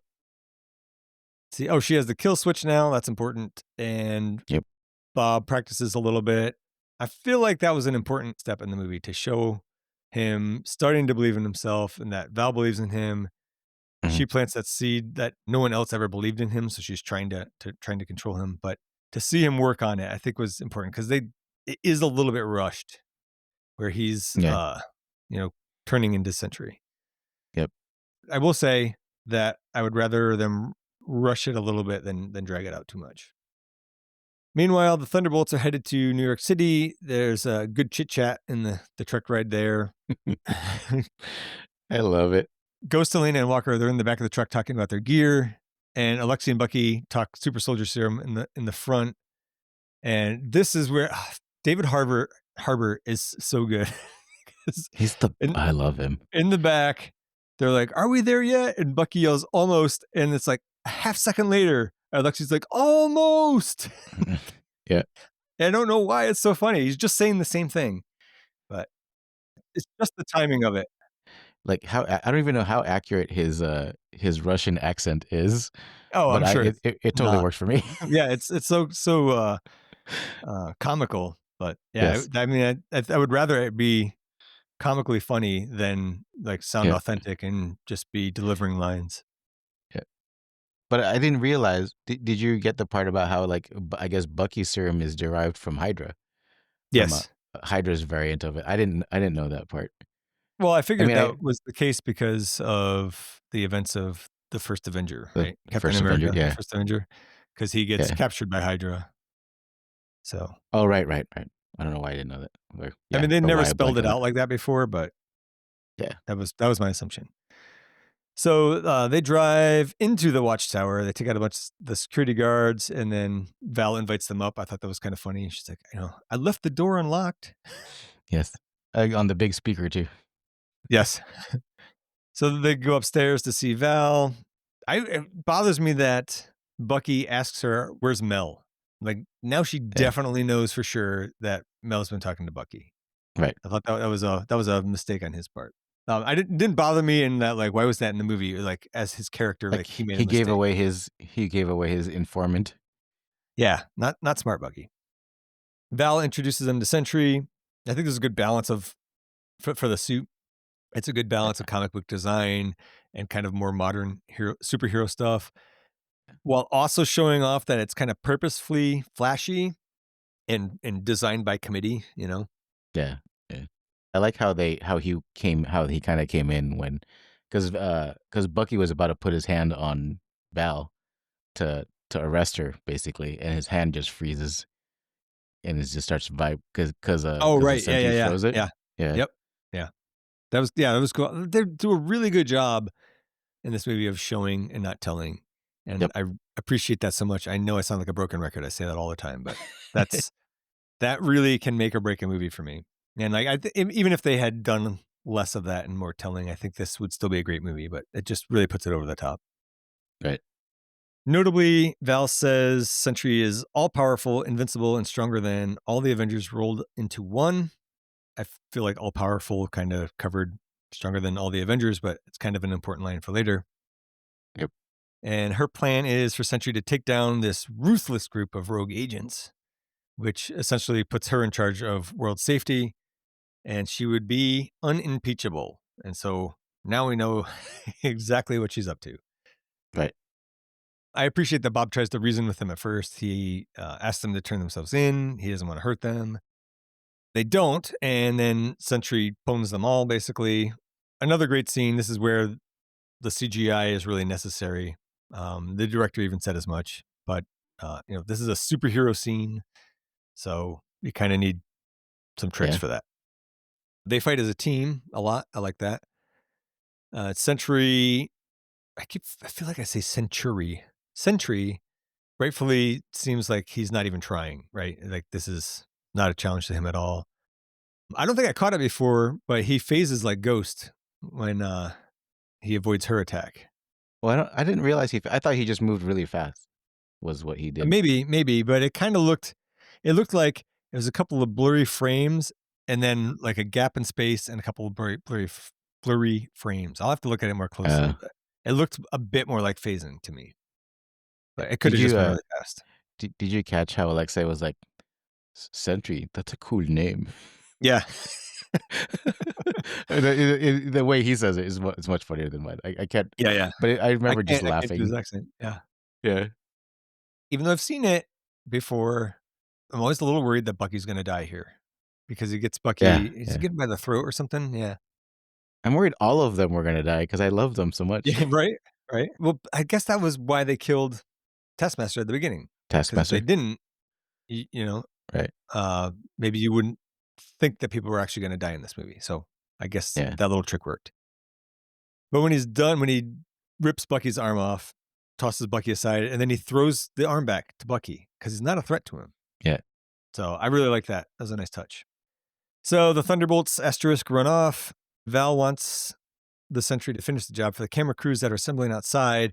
He refuses because they aren't a threat to him. And then outside, I didn't catch this either the first time. Ghost gives Bucky his arm back. She's the one who picked it up for him. That was nice of her. And then the team basically breaks up. It's mostly Elena yelling at them all for a bit. Calling everybody losers that lost. Right. Herself included. Inside, Bob's getting fed up with Val. Why would a god take orders from anyone at all? I think you're throwing around the word God a bit loosely there. No, because you said I was all-powerful, invincible, and stronger than a whole team of Avengers, which includes at least one god, so... But I'm starting to think maybe you don't know what I am. Oh, God damn it. Or what I'm capable of. Maybe I need to show you. This is so irritating. That spooks her, and she is about to hit the kill switch. She's got it behind her back. She's about to hit it, but he gets to her first. She drops it on the floor, but Mel saves her. She picks up the kill switch and presses the button, and Sentry just hits the floor. See, Amanda Waller has a kill switch also attached to her heart, doesn't she? So if does she? Anybody, that would be smart. If anybody killed her, then they would all their bombs would blow up. Yep. I don't know. I would also be careful about how many kill switches I had because, like, especially you that might start kind, liking somebody. Like, yeah, you might act like, what if the sensor, the heart sensor, was just malfunctioning, right? Right. I guess she doesn't care about those people though. So where was I? Notably, Val tells Mel to get cleanup on the body, and that's going to come back in a second. Then after they leave, you get the shadows creeping in. Bob turns all black. That's a great moment. His eyes pop open. There's a little bit of a glow to him. I love all that. Yeah. I wish it was like they do something where they kind of show hints of his like cheekbones and stuff. Mm-hmm. Like I wish they would just make him completely black, except for like an those actual two void. Yeah, like an actual void, except for the two things with his that indicate his eyes where his eyes are. They might have tried that, and it didn't. Maybe it didn't work. But I feel like that's what you're talking about. It's not the same thing, but I feel like that's something that they more or less achieved with I want to say Infinity, but that's not it. At the end of Thor: Love and Thunder, I know you're talking about that god. Yeah. Eternity. Eternity. Yeah. Where that I feel like that worked really well, and I do like the design of the void here, but I agree with you. It'd be, if they could have made it look cool, to have even less features would have been really awesome. Yeah. So we go outside again. It's a great scene between Elena and Alexei where they're basically making up now. Scene. Yeah, it's so good. Yeah. Did you have something you can say? Whatever you want to say about it before I go. Her speech was just so heartbreaking, and she talks about the Red Room test and everything that she's gone through, and then you've got Alexei just telling her like how special she was when she was a kid, and just reminding her like of all this stuff that like the Red Room almost like made her forget, because she doesn't remember any of it. And he's like, but I remember it. And he was like, that's why we need each other, because I remember this stuff about you. And it's just it's such a good daddy-daughter moment. I'm a about to go, about to Yeah, yeah, start crying right now. She's got the line. She's like, "Daddy, I'm so alone," and that. yeah. Oh man, Oh, that one gets me. yeah, I mean, I'm not a girl dad, but I'm a dad, and yeah. that You don't makes me have to be a emotional. girl dad. Yeah. Yeah. Your kid telling you that they just feel so alone and you're right Right. there in front of them. Right. No, Yeah. no parent wants to hear that, right? No. So I also like that he reminds her. They're talking about the soccer team again. He's like, do you remember why you wanted Yeah. to be the goalie? I love that And story. yes, she'd be the one that everyone can rely on if they make a mistake. And I don't Yeah. know. That's great. That's a But great, great, great scene. but I love her answer when she was like, "Do you remember why you wanted to be a goalie?" And she's like, "Probably because I didn't want to run." That was why I was goalie in college. Not for like I was like a rec team. Don't get any ideas. I was Yeah. not good at soccer, Yeah. but Oh, so I you actually weren't was trying to be pretty the good. dependable one? I was pretty decent at goalie. We did Yeah. we did great. We did well. We actually that year we made it to the finals, and we only lost because the team we lost to was the actual school soccer team that's not supposed to be playing on the indoor or League. sorry in the recreational league. And yeah, and it was still close. I was like, you guys should be better than this. Right. Oh, Anyways, so it is a legit reason why some people might want to be a goalie. yes, yeah. Well, because I was like, that was like my prime drinking and not exercising years, and I was like, I got winded so easily. I was like, I'll be a goalie. I don't have to run around so much. So we're getting into the final act now.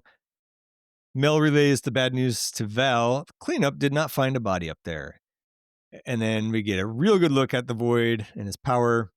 I do love that Phantom Black look, but with the dimly glowing eyes, Yep. dimly glowing pupils. Oh man, I think I'm tearing up a little bit from the whole Yeah, "Daddy, I'm right, so alone" thing. yeah. I'd give Jeez. you a hug if I was there, buddy. Right? We'll get a hug from your kids after this. I will. Yeah. But the voiding effect is really great and really effective. It's really cool. Yeah, I don't think I haven't seen a comparable like effect like that where No, people just and the director was talking about it. He says, I don't understand what he means by this, but he says it's a frame and a half for somebody to be voided. So I'm like, I don't are they like it's like half? they're there and then all of a sudden there's a shadow and then the shadow kind of Yeah, does a I'm trailing not thing. really sure. It's the smearing of the shadow that Yeah. obviously takes more time, but Yeah. the time it takes from a person to turn into the shadow, it sounds like that's a frame and a half, which I don't know how that works, but I think whatever. that would be like But half the frame and then the frame would be yeah, it must be, the right? thing. So it kind Yeah. of maybe gives it some kind of movement if it's half Yeah. the frame. But anyways, he said that if they did it longer than that, it started to look fake. I love it, man. It looks so good. And the It's sound so that it cool. makes, the sound that it makes Yeah. is haunting. It makes me think of those stories you hear about when the bomb went off Yes, at yes, Hiroshima, right? totally. Yeah. Yeah. Yeah, or not just that, but also the Demon Core story. Yeah. Yeah, and there's a bright flash of blue light, and there's suddenly some shadows on the wall, and everybody's dead shortly thereafter by horrible Yeah. means. Yeah, if you don't know what the Demon Core is, look it up. Good luck sleeping tonight. The Thunderbolts asterisk spring into action. I love the teamwork here, although they didn't check when they flipped that piece of concrete over. Like it takes all four of them to flip the concrete over. That's going to Oh, crush somebody. if they smash somebody else Right, on the other right. side. Yeah. And the director said that was a real concrete slab, which to me sounds dangerous and What? unnecessary, but it does sell it. It does, Yeah. sometimes you can tell when somebody's moving around something that's supposed to look heavy, but it's not. How would insurance even I don't know. work I mean, for they that? must have had cables on that would prevent it from Yeah. falling all the way down or something, but Yeah. and obviously helping them to lift it. But That was like my favorite save because it was John Walker by himself for the yeah. first bit, right? Yeah. And then everybody came. He's got a great arc in this movie. He really does. They save a bunch of people, and the crowd on the street applauds. Yeah. And I think that this is where Val starts to have her plan B, where she's Yeah. like, I know what I can do now. Well, because she did see everybody clapping. Right, She was exactly. there. Yeah. She's like, okay, I can work this to my advantage. Yeah. So then Alexi saves the little girl, and I get goosebumps even talking about it. Boom, girl gets voided. A bunch of people start getting voided. And then Yeah. Elena faces Bob. She's got a line, "You can't outrun the emptiness." That makes me sad as hell. Yeah. And then she does not know what's going to happen, right? She doesn't know. And I feel like she's like, if this works, great. And if not, kind of like at the beginning Yeah. of the movie, right? When she's on the ledge. Or she's like, if this works, great. If not, not my problem anymore. And that's actually interesting because they said that the director said in the commentary that this, like when she steps into the void, it directly like mirrors her stepping off the building at the top Oh, I didn't even see or at that. the beginning. I mean, yeah, That's cool. yeah. I don't know if I would have figured that out if you didn't say it, but I thought that was cool. Yeah. So she's in her flashback void thing again. And then it kind of turns into a being John Malkovich situation, going from room to room, essentially. Not a complaint. That's just shorthand for what's happening. Yeah. She goes to various memories. I like the way it's done. It's very dreamlike. She tries to shield her younger self from seeing the other girls get whipped. That's pretty intense. And then there's the bathroom scene, which I thought kind of looked like the one where in Oppenheimer. Did you see Oppenheimer? I did. Okay. What So bathroom scene was she that? like drowned or was potentially drowned in a Right. tub in Oppenheimer. Oh. Yeah. Yeah, the Oppenheimer scene didn't pop into my head, but I really liked that bathroom scene where she was fighting herself and Yeah. then she forced the vodka down her own throat. Yes. Yeah. It was good. Yeah. Good scene. I mean, it's in a way it's a metaphor as well, right? Ghost and Walker talk Bucky into going into the void. Walker saw something back in the vault. He says, "That's a bit of a stretch, I think, but I can roll with it." I assumed Alexei was going to go along no matter what. That's his daughter, right? Like, Yeah. what's he going to do? He's not going to sit this one out.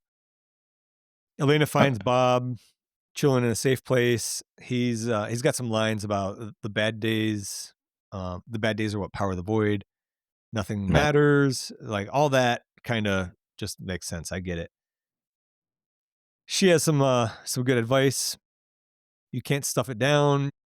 You can't hold it in all alone. You have to let it out. Then things get wild again, and the rest of the team shows up. It's more of the being John Malkovich style stuff. It's still good. Yeah. They go to like various scenes or whatever, right? And then they get to the meth head Bob in the chicken suit. It's a little bit on the zany side, but I think it works because of the way that it's shot. It's very clearly like a painting as the background, or or something printed in the background. It's not CGI and it's not on location, and I think it's meant to look that way. It's like a billboard on the ground type Yeah, of yeah, yeah. painting, right? Yeah. Then they find the void in the lab. Bob tries to physically fight it. That doesn't work, and he starts becoming the void. This was the part that I kind of had a problem with the first time I watched it. And Hmm. like not really, I was like, I just don't know about this. But the more I watch this and the more that we talk about it, the more that I love it. Which one? It's this whole part where he's fighting himself, he's turning into the void, and then they all come and they hug him and they're like, "You're not alone." Yeah, And yeah. like it sounds corny as hell, and it is a little bit, but it works for me. Yeah. I agree. It's actually one of the highlights I thought it was a highlight of the movie Yeah. because he was about to succumb to the void. Right. Right. And I think the music here, the score helps. Yeah. Right. It sells the emotion. That she's like, "I'm here, you're not alone." Yeah. Getting all goosebumpy. I And then like how Alexei used all his strength to just move the barrier enough so she could slip thugh. yeah, And then yeah. she just dodges everything, Yeah. making her way to him. That's so good. Yeah. So they all like basically group hug in the lab and they fall backwards and they land on the street in New York Yep. City. I love the way that is done. So it seems like the void's defeated for now. Bob doesn't remember any of it. All the shadows lift from the city. All the people come back. It's well done. Where they show the little girl come back. It's like you see the void shadow kind of retreat back Yeah. to her feet, and then she's standing there. They don't need to show it happen to everybody else. We know now, right? And then that's where I had the question about the helicopter pilot. So No, same here. When everybody showed up, I was like, oh. yeah, maybe not everybody comes back. Yeah. Like, did the people in that lab, where did they show? What happened to them? Yeah, exactly, right? Yikes. In the quick take, I had said something about it not being so obvious that Sentry had the power to just bring everyone back. I was kind of hung up on that a little bit. Hmm. But it's totally spelled out earlier on. I don't know why I didn't catch it the first time. Like Yeah. they say, he's more powerful than a team of Avengers. One of them is a god, so he's more powerful than a god, right? Right. So why, it just makes sense. So sometimes I do need things spelled out for me. I guess I guess what I'm curious about is where did those people go? Because they're in a void of some sort. Right. But what is They all have PTSD now. They Yeah. all need extra therapy. right? So have they just been reliving all their, like, even the little kid was reliving some trauma, right? Well, Bucky seemed okay. Like he made the joke about, he's like, I've had a great past. I'm fine. Yeah. Well, that's why, like, I guess, yeah, if you're like Bucky and you've overcome all this trauma, Right. it's like it's another day. Right. It's just another day for you, right? Yeah, but that girl definitely needs some therapy for sure. Yeah. Along the lines of Sentry is a god, I was like, well, maybe you could argue that he could just, like, why doesn't he just use his god powers to quote unquote fix himself? I'm very specifically putting quote unquote around the word fix because I don't think that is something that you can do. Like, you can't fix depression. You can't, right? So I don't want to like minimize that. And so I think that the reason that he doesn't do that is because that would be lame and completely dismissive of real depression that real people live with. Okay. The denouement here is that new Avengers reveal.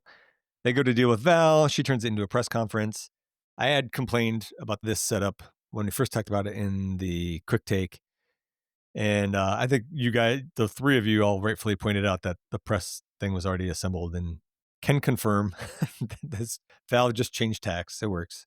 But I think what I'm having a hard time with now on the second watching is, weren't all of them in the void too? Yes, I would imagine that they were. But And then they were all just like, oh, it's just, oh, we're back at work. I'm going to chalk it up to reporters being reporters. Like, we were all in the void, but I don't want to be the one who misses out on the scoop. Or do you think that, like, does time pass by differently? Because you know how, like, when they first came out of the vault, and then she relived that memory, and then it was just like, I guess it didn't take that long because they were just knocked out for a little bit. Right. Maybe time's different in the void. I don't know. mean, I feel like they would have perceived it as however much time it took. And I think that there was definitely some like, what just happened? Why? Yeah.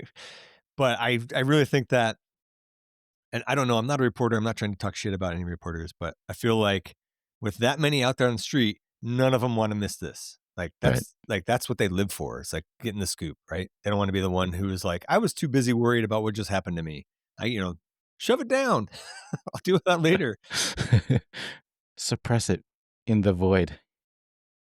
I did have the other deleted scene actually written down. That the other deleted scene is here. It's Congressman Gary watching TV somewhere, and he sees the announcement that Val was doing. And he's understandably pissed off about it because now he knows she's basically untouchable. So we get to the mid-credit stinger. First of all, actually, the credits I thought were great with all the newspaper magazine articles about the new Avengers. There's like a lot of mixed reactions. I don't know if you looked at any of them closely, but one of them said the B-Vengers, which I thought was pretty funny. And I really like the one with Florence Pugh doing the, making the muscle, and it says, "Can we do it?" I thought that was really good because I really like that. We can do it. The Rosie Riveter. Yeah. But I kind of wondered if they were expecting this kind of mixed reaction from the audience, and they were just kind of trying to get out in front of it. But I don't know. I'm psyched for more. So we have this mid-credit stinger. It's Alexia in the grocery store trying to get recognized on the Wheaties box. We talked about that in the quick take, but it still cracks me up. He's hilarious. Shout out to Starship and Nothing's Gonna Stop Us Now. Is that what was playing? Yeah, the song that was playing. That is a good song. So then the post-credit stinger, they said it was filmed a month before the movie came out, which is interesting. A month before? Before the movie came out. So, okay. Yeah, I don't know how long post-production was, but I would imagine it was at least 6 months, probably closer to a year. So Brave New World had already been shot, and Brave New World had already come out, and I think that they were maybe even done with principal photography on Fantastic Four. Yes, thank you. Final Fantasy. Yes. And so they're like, hey, let's throw in a stinger to tie this in. But in the movie, it's 14 months later, Sam Wilson wants to sue them for copyright infringement over the Avengers moniker. I didn't think that he could do that because he had already used it publicly. I know this is just a movie, but Mhm. this is where my mind goes. They say that he's filed for copyright of the name, but he had already used it publicly. But I guess that's not the case, not anymore, at least. Anyways, like if it's harder to do that if you've already used it publicly, if you don't file for copyright first, but it can still Right. be done kind of after the fact. But who has the rights to the? Wouldn't it be Pepper Potts? Right? Yeah, like that's a good Because question. yeah, I mean, I don't need a whole movie or even 2 minutes on it in a movie. I've just yeah, just yeah. spitballing here. Maybe a what if segment or something. Also, kind of sad that why wouldn't Bucky and Sam hammer it out instead of suing each other? Right? Yeah. Yeah. Right. Especially after the end of Brave New World, that clearly they like each other. Right. Right. Let's see. Oh yeah, Lexi has the workaround, the new Avengers with a Z. Oh my god. Elena says something about we have this huge space crisis, which first of all, it's funny because Walker thinks she means that they don't have enough room. Yep. He was like, we just got into this building. This building's huge. Did you notice that he's wearing a beret now? He ditched Yes. the helmet. Yeah, yeah. Like after the conversation in the van. Did he have a beret in the movie truck. comics? I don't remember. Yeah. No, I don't think so. Yeah. So it's just a callback to them being like, yeah, the helmet's cool. Yeah. Yeah. They were like, if you like it, it's fine. That was such a funny conversation. Yeah, she says something about a huge space crisis. I don't know what that's in reference to necessarily because they didn't see the ship yet, right? I thought that they had gotten that alert that there was a crisis happening in space. They do. Yeah. Oh, so I don't know. They get an alert about an extra dimensional ship entering the atmosphere. Yeah. But Bob's on the sidelines, which makes sense. I wonder how they're going to fold them back in. It's a little bit like a Hulk situation, but more extreme, right? Yeah. So they get the extra dimensional ship entering the atmosphere alert, and it's the God damn it, it's Fantastic Four ship, the Excelsior. Yes. And then it says the new Avengers and Bob will return, and I will be there for it. Yes. Did you like how Red Guardian was saying, can you imagine the Red Guardian riding on the Sentry, cresting over the clouds? And then Yoletta was like, this is why we are Avengers with a Z. Yes. That cracked me up. I had one thought here at the end. Do you think that Sentry is the new Scarlet Witch? Or he's going to turn evil again later? Maybe after a loss, like Elena might die or something. I mean, he's always going to turn evil because every time he uses his powers, then there's a chance that the void comes out, right? Right. So, I mean, it'll be interesting to see if they do something with him. Yeah. I hope they do. I like him. Well, you don't. So Yeah. I guess if they don't use him, then good for you. I'm okay with them saying, like, you know what, we can't afford to use you because you're too strong, and if you get out, the void gets out, and he's too strong. I mean, I guess it's a built-in, like with Captain Marvel, is like, why didn't she come in during Infinity War? And it's like, oh, she was busy with other stuff. But this is kind of built in, like, we can't use him because it could go really bad. Right. All right. So changes we'd like to have seen. I'll go first. I don't really have much.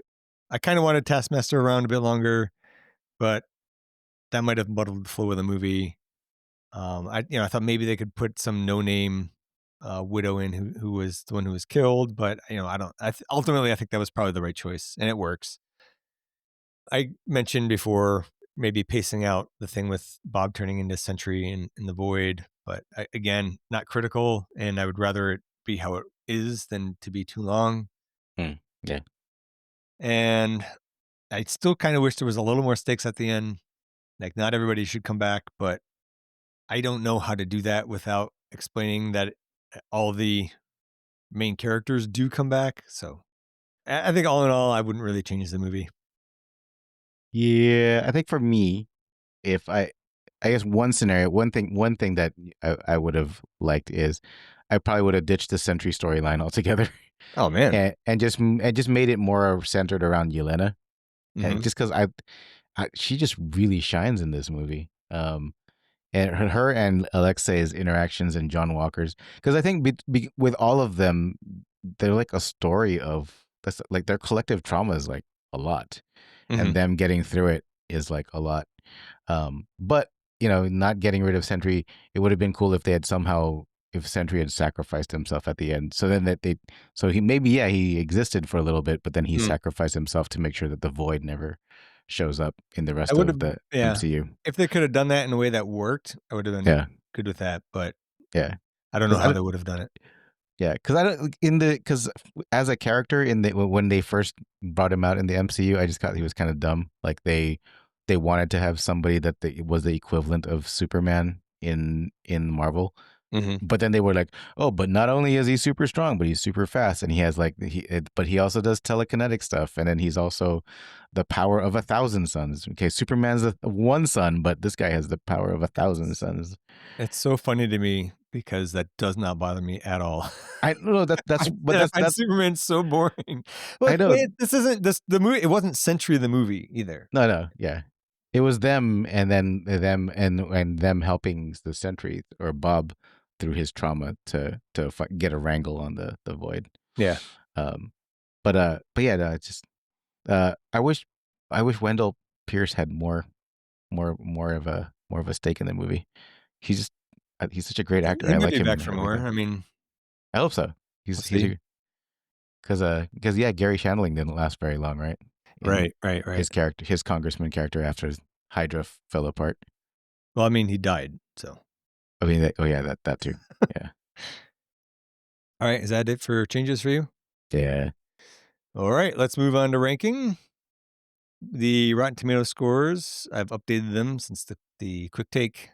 It's Ooh. 88% with the critics, all critics, 91% with all the audience, Mhm. 90% with top critics, and 90% with top critics and 93% with verified audience. Ooh, So it's that's pretty really highly high. rated. Yeah. Yeah. I like this movie more and more each time I watch it. And Mhm. I was already pretty high on it to begin with. Oh, so is this an A tier for you? There's I'll get there. Oh. There's good teamwork, there's a lot of emotion, and a good, albeit a bit rushed origin story here with Sentry. And the whole void part is done really well. So I hope that they give this director more to do in the MCU and let him do his thing. I mean, If he is he doing that X-Men if movie. he's got the X-Men, Yeah. holy shit. Yeah. That could blow. There's That could be potential. so awesome. There's potential Yeah. here, right? Yeah. So, I'm gonna stop there and let you give your final thoughts before we talk about tiers and rank.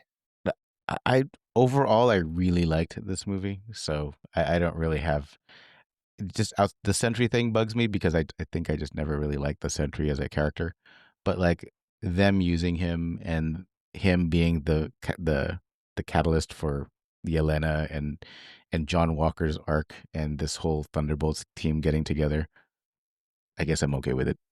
Let me ask you this: do you like this Sentry in the movie better than Sentry in the comics? No, because Sentry in the comics is Fuck. a little more.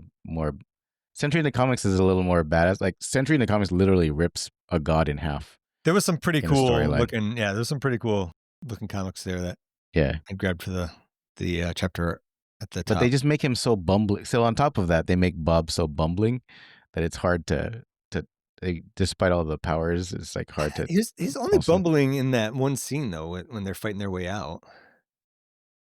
I mean, he's down, he's depressive, but I thought that yeah, was the only part where he was bumbling when he was like, I don't know how to shoot a gun or whatever. yeah, I don't know. Anyways, I'm like Yeah. you're entitled to your opinion. Yes, I am, man. Your incorrect opinion. So previously, I had said high beer or A tier with a maybe S. And I Whoa. said probably. I'm just telling you what I said before. Oh yeah, no, I totally forgot that. Yeah, probably above or below Captain America: The First Avenger. You said B, and I think you're pretty confident in saying that it was below Ragnarok, Thor Ragnarok. So Oh, okay. just to recap the top of the list here from our S tier 1, 2, and 3: Avengers Endgame, Avengers Infinity War, Captain America: Civil War. A tier goes Captain America: The Winter Soldier, Thor: Love and Thunder, Guardians of the Galaxy, Spider-Man: Homecoming, Iron Man. Then we get into the B's: Captain America: The First Avenger, Shang-Chi and the Legend of the Ten Rings, Guardians of the Galaxy Volume 3, Black Panther, Guardians of the Galaxy Volume 2, and then Thor: Ragnarok, and then Avengers: Age of Ultron, Captain Marvel, and so on. Yeah. I don't think we need to go lower than that. Nope. I was looking, I had said, potentially above Captain America, and so I was looking, I was like, I like it better than Captain America: The First Avenger. I like it better than Iron Man. I like it better than Spider-Man: Homecoming. I like it better than Guardians of the Galaxy. Is it better than Thor: Love and Thunder, which I kind of wanted to make S tier? I think it's better than Thor: Love and Thunder. I'm And I so was like- surprised that got up all the way up there. Yeah. That's from when we actually played for it and you won, Yes, right? yes. Yeah. So then that leaves, next is Captain America: The Winter Soldier, and I really struggled at this point whether or not I thought it was better than Captain America: Winter Soldier, and I think that it is.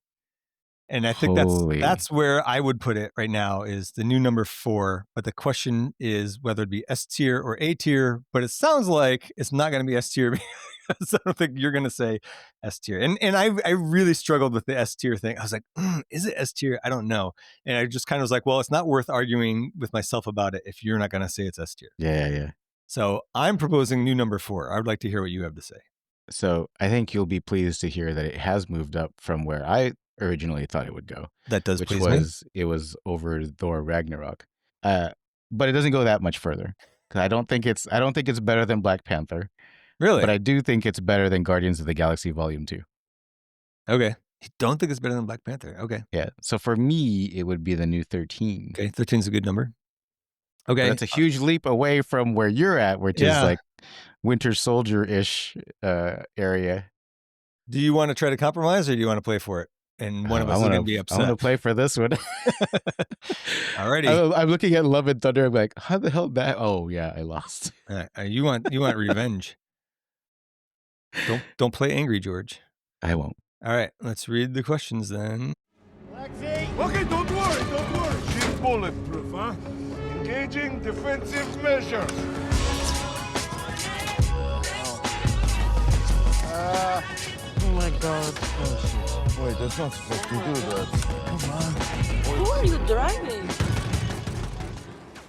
Oh god damn it. I'm not feeling good about all this. It is your turn to bid first. Okay. I bid 2. Okay. I also know 2.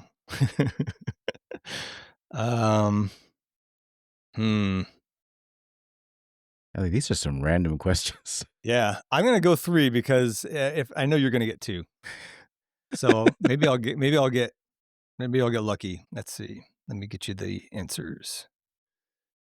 Unless you're gonna bid 4. No, I'm staying with 2.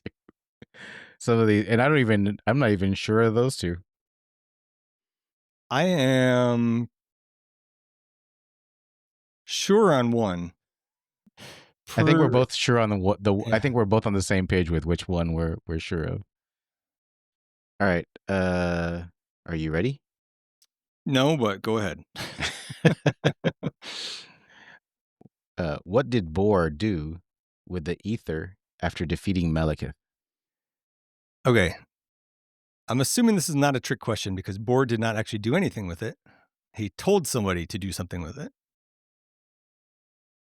And he told that person to hide it where no one would find it, or something like that.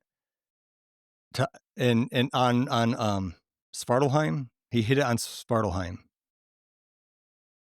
Is that your answer? That's my answer. The answer is buried it deep. So you were getting close, but they actually had buried it. Okay. But I don't even know. That's a shitty answer. All right.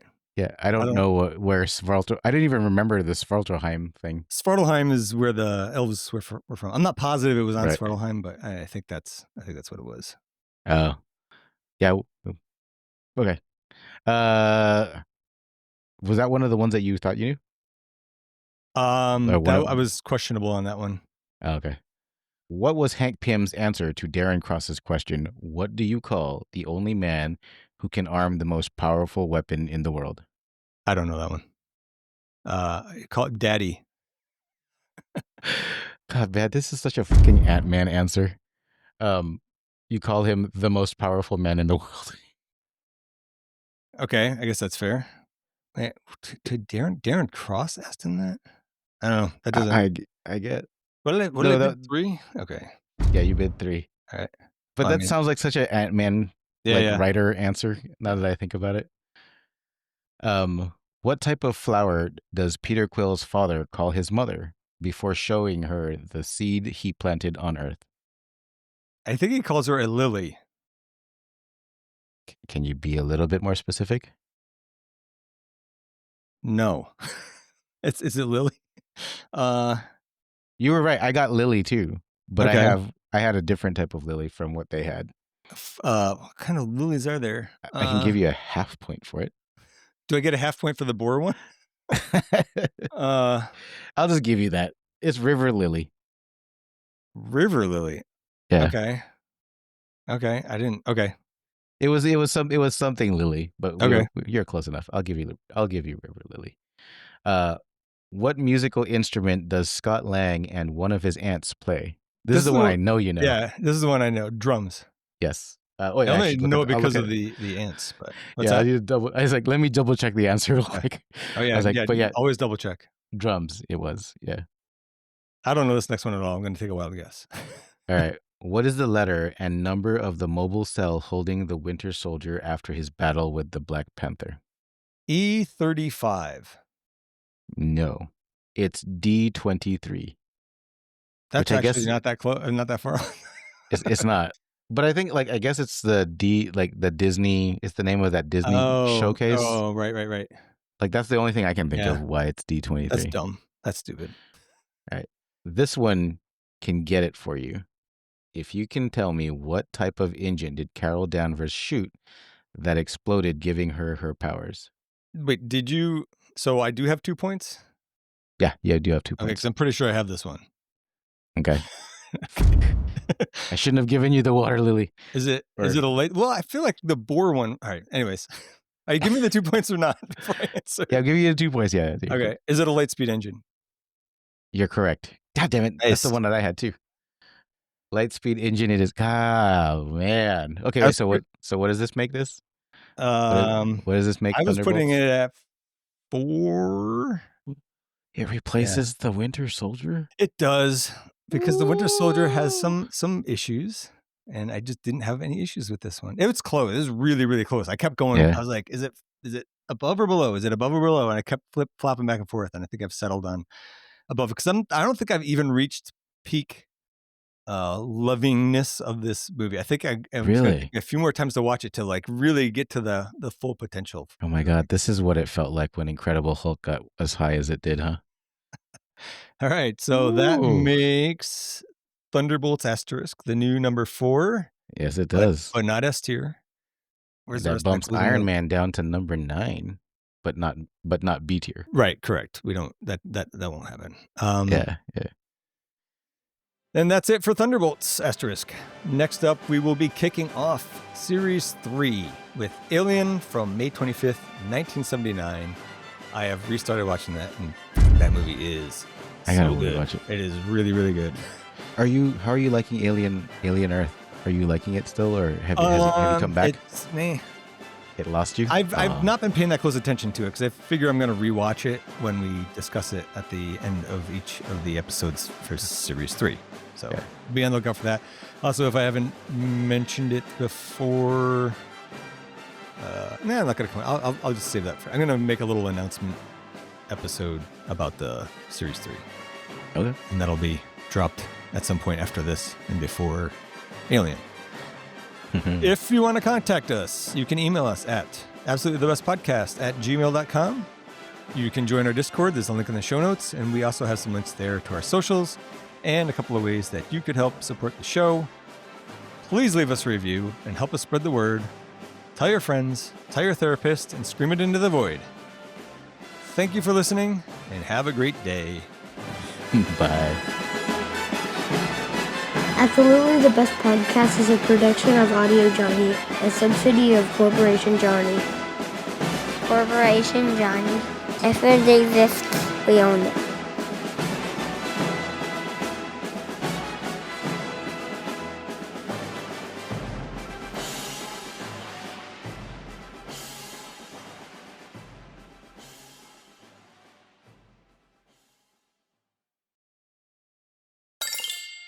Why do I always sound like nay? Oh man. Okay, Oh. I need to make dinner, but let's talk about Peacemaker season 2. How many episodes have there been? 2 or 3? Two episodes. Did you see the second one? Okay. Yeah. Yeah, I did see the second one. When he killed himself, right? Yes. Or no, that was the end of the first episode, I think. Oh, then I'm not caught up. Oh shit. Let me see. Well, let's go through the first one real quick, and then if that didn't happen at the end of that episode, then I'm wrong. But Yeah. Frank on Frank Grande on the Discord was like, make sure you don't skip the recap, and I usually don't, not on the first one. Also, like when I watch a recap, I will oftentimes see stuff where I'm like, that I don't remember seeing that at all. Like, did they just throw that in here? Which is hilarious because that's exactly what they did here, where they retconned the end of season 1. It was like the Justice League, just in shadow, right? And then here it was Hawkgirl and Guy Gardner. So what's that? The Justice Gang. I guess they have to because Jason Momoa is going to be Lobo. Oh, right. Yeah. So they can't have him showing up as Fish Dude. All right. So I was fine with that. I thought that was good. And I've been listening to the podcast too, so they explained that as well. And I get it. You know, that was season 1 was 2022. And that was still DCEU, and now it's DCU. So there's been a lot of talk in the podcast about like what's canon and what's not. So if you haven't been listening to that, after you're done listening to our show, that's slightly better than our show. Yeah, it's just James Gunn. I know it's hard to believe, but yeah. So what were I had notes? The the alien guy that he sees in the interdimensional space or whatever it is, like goes and uses the incinerator. Is that somebody from the comics, or is that just some character that they made up? I don't know. Oh. I saw it and I was like, who's this predator looking dude? I thought it was kind of funny though. I was originally disappointed that they were doing multiple universes. But I think if they use it sparingly the way that they've been doing it, I think it'll be okay. And it kind of makes sense the way they're tying it all together. They call it parallel universes, by the way, not multiverse. So I like that as well. But that he had that quantum space in his room already makes sense. That was there. This is the new opening song and a new dance with some new cast in it. The alien is in the intro. I don't know if you caught that. I did not. Yeah. And then the alien doing the incinerator? Yeah. I totally missed that. And it's still not clear to me, but so Jennifer Holland as Harcourt is in that intro dance. Yep. But then there's somebody else dressed differently who looks a lot like her. And is that the parallel universe Harcourt? I think so. Because she's with Peacemaker's dad, I think, who is dead in the regular universe. Right? Oh, so is it like different cast, like parallel universe dance group? Yeah, real universe dance group? I think so. Yeah. So I thought that was interesting. Let's say it takes place 6 months later. I don't know a lot of the music that James Gunn put into this episode, but I like it. A lot of it is really, really good. It's like this 80s rock, hair metal, glam metal, I think he said it was, or maybe he said glam rock. I like all his music. I love how he brings out like these like I feel like I've heard these songs before from like a long time ago, but like just bringing them out of the ether, right, and bringing them like at the forefront of everything is pretty awesome. I love how he does that. I tend to really like them or don't like them at all, which is just how I am with music in general, with everything in general. You really don't like when people like they do a cover version of their interpretation of the song that you already like. Unless it's Faith No More covering Black Sabbath.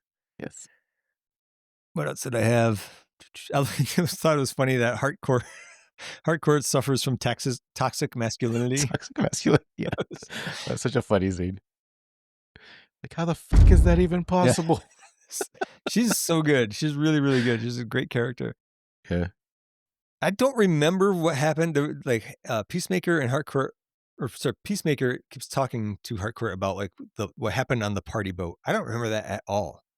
I forgot. There's a lot. Like I think Yeah. to your point, like I remember there being like a butterfly alien, Yeah. and I can't remember what happened to end that. Like, did that one guy go back to his planet, or No. I Let's see. totally blank. They gave him the last bit of, and I only know this because I listened to the podcast recapping the whole first season because I didn't have time to Yeah. watch the whole first season. But they gave him the last little bit of the nectar that came from like the cow, they called it. Mhm.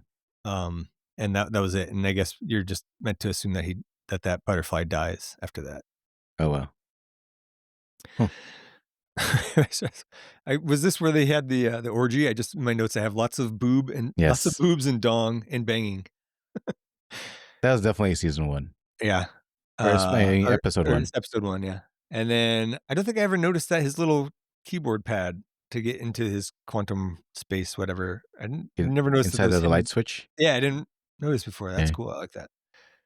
That might be new. 'Cause I don't know. I don't remember it in season 1 being Okay, so maybe it wasn't just me then.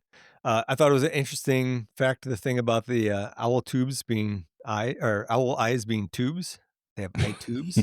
I double checked that, of course, and it is Yeah. true. During the orgy, what's his name? Rick Flag Senior is Mhm. talking to Diebeard of Steve Agee. Economo. Agee. Economo. John Economist. That's his name, right? Yeah. He's like, "Do you see anything unusual?" He's like, "Define unusual." Yeah. The code on the keypad. I don't know why, but it caught my eye. 261011 is the code. So I Googled that, and like one of the first things that comes up is a Reddit thread about that. And somebody's like, I think I solved it. Isaiah 26:10-11. It's like, but when the grace is shown for the wicked, they do not earn righteousness. Even the land of upright. It's just this Bible passage, which Right. seems fitting for Peacemaker. But I'm not going to give the Bible any more airtime than that. God, you gotta love Reddit, man. Yeah, I know, right? I was like, oh, you did all my work for me. Thank you. Although I didn't check that is actually the Bible verse. That could be totally made up. Like that one in Pulp Fiction that Sam Jackson says. That's not a real Bible verse, apparently. But it's great. I feel like I should have seen it coming. That it was his brother in the end, like when he went to the parallel universe. Yeah. That he's not dead there. I kind of hate that actor, but mostly because he's a dick on The Office. Yeah, I was gonna say, like, you hate him because, like, wasn't he in The Office and kind of fun? Like, yeah, but he was Jenna, Pam's. Yeah. Oh, that's interesting, right? Because James Gunn was married to Jenna, whatever her name is, who played Pam. So I wonder if that's how he got that guy. That guy, yeah. Anyways, Hardcore gets in that fight in the bar, just like beating up a bunch of dudes. Stabs a guy in the dick with a broken bottle. I'm pretty sure at one point. That was rough. I had to rewind that, like several parts of that fight, because I was like, she had some moves. That was really rad. I liked it. And then at the end of this one, he kills on accident, his parallel universe version, which I did not expect. I didn't think that was going to happen. So yeah, I think I remember being completely surprised because I was like, oh, they're going to save that for like episode 6 or something. Yeah. If they were going to do something that crazy, but nope. So I think I can get behind the parallel universe thing. It does seem like it's going to be the plot thread through the whole season, but I think it's okay. I did have some hope that it was originally, like when they showed that in the preview, that there's 2 Peacemakers. I really thought it was going to be Clayface, but I guess they're just saving that for his own movie, which I'm psyched for, knowing almost nothing else about it. He's an interesting character. Yeah. So that was episode 1. Did you have anything else on that? No, it was a good episode. It was a good opener. I loved it. It was great. Yeah. So you don't think you saw episode 2? I'm pretty sure I didn't see episode 2 because I remember wanting to save it, but I forgot about watching it before Thunderbolts. Because when Thunderbolts came out on Disney Plus, I wanted to focus on Thunderbolts. Yeah. You're under a time crunch, so I appreciate that. Okay, we'll save episode 2 for next time. I will say I didn't like it as much, and I Yeah. think it's not, that one is not directed by James Gunn, and I feel like part of what I didn't like about it was the delivery and the acting wasn't as good. Like I was like, man, Oh, that really? feels like a first take, just a few spots here and there, and then I was like, oh, I wonder if this is not directed by James Gunn. Maybe this guy And it wasn't. either didn't have the authority or the I don't know, the tenacity or whatever to get another different take. Because I've listened to James Gunn Right. talk on the podcast to the actors about it, and they've talked about working with him, and like they're always talk about how they do it a bunch of different ways sometimes and use what works best. So I wonder if there was just less to work with here, but that's just speculation. Maybe. I'll have to now. I have to see it, and I guess I'll Yeah, have my expectations lowered. Yeah. I mean, I didn't think it was bad, but it was like, man, number one, the first episode had me psyched. So It was really good. That was a good first episode. Yeah. So all right, cool. well, I guess that's it. And Peace out. I'll Have talk to happy you long weekend. soon. Oh yeah. Yeah. What are you guys gonna do? I don't know. We already went to IKEA. Maybe put together Right. the furniture we got there. Ooh, Just exciting. a desk and It's some chairs for the girls. You're gonna put it together while they get in the way. I mean, there's a chance that they already did it while we were on the podcast, while we were recording just Wow. now. All right. So, Fantastic. we'll see. Okay. All right, man. All right. I'll talk to you See later. ya. Bye.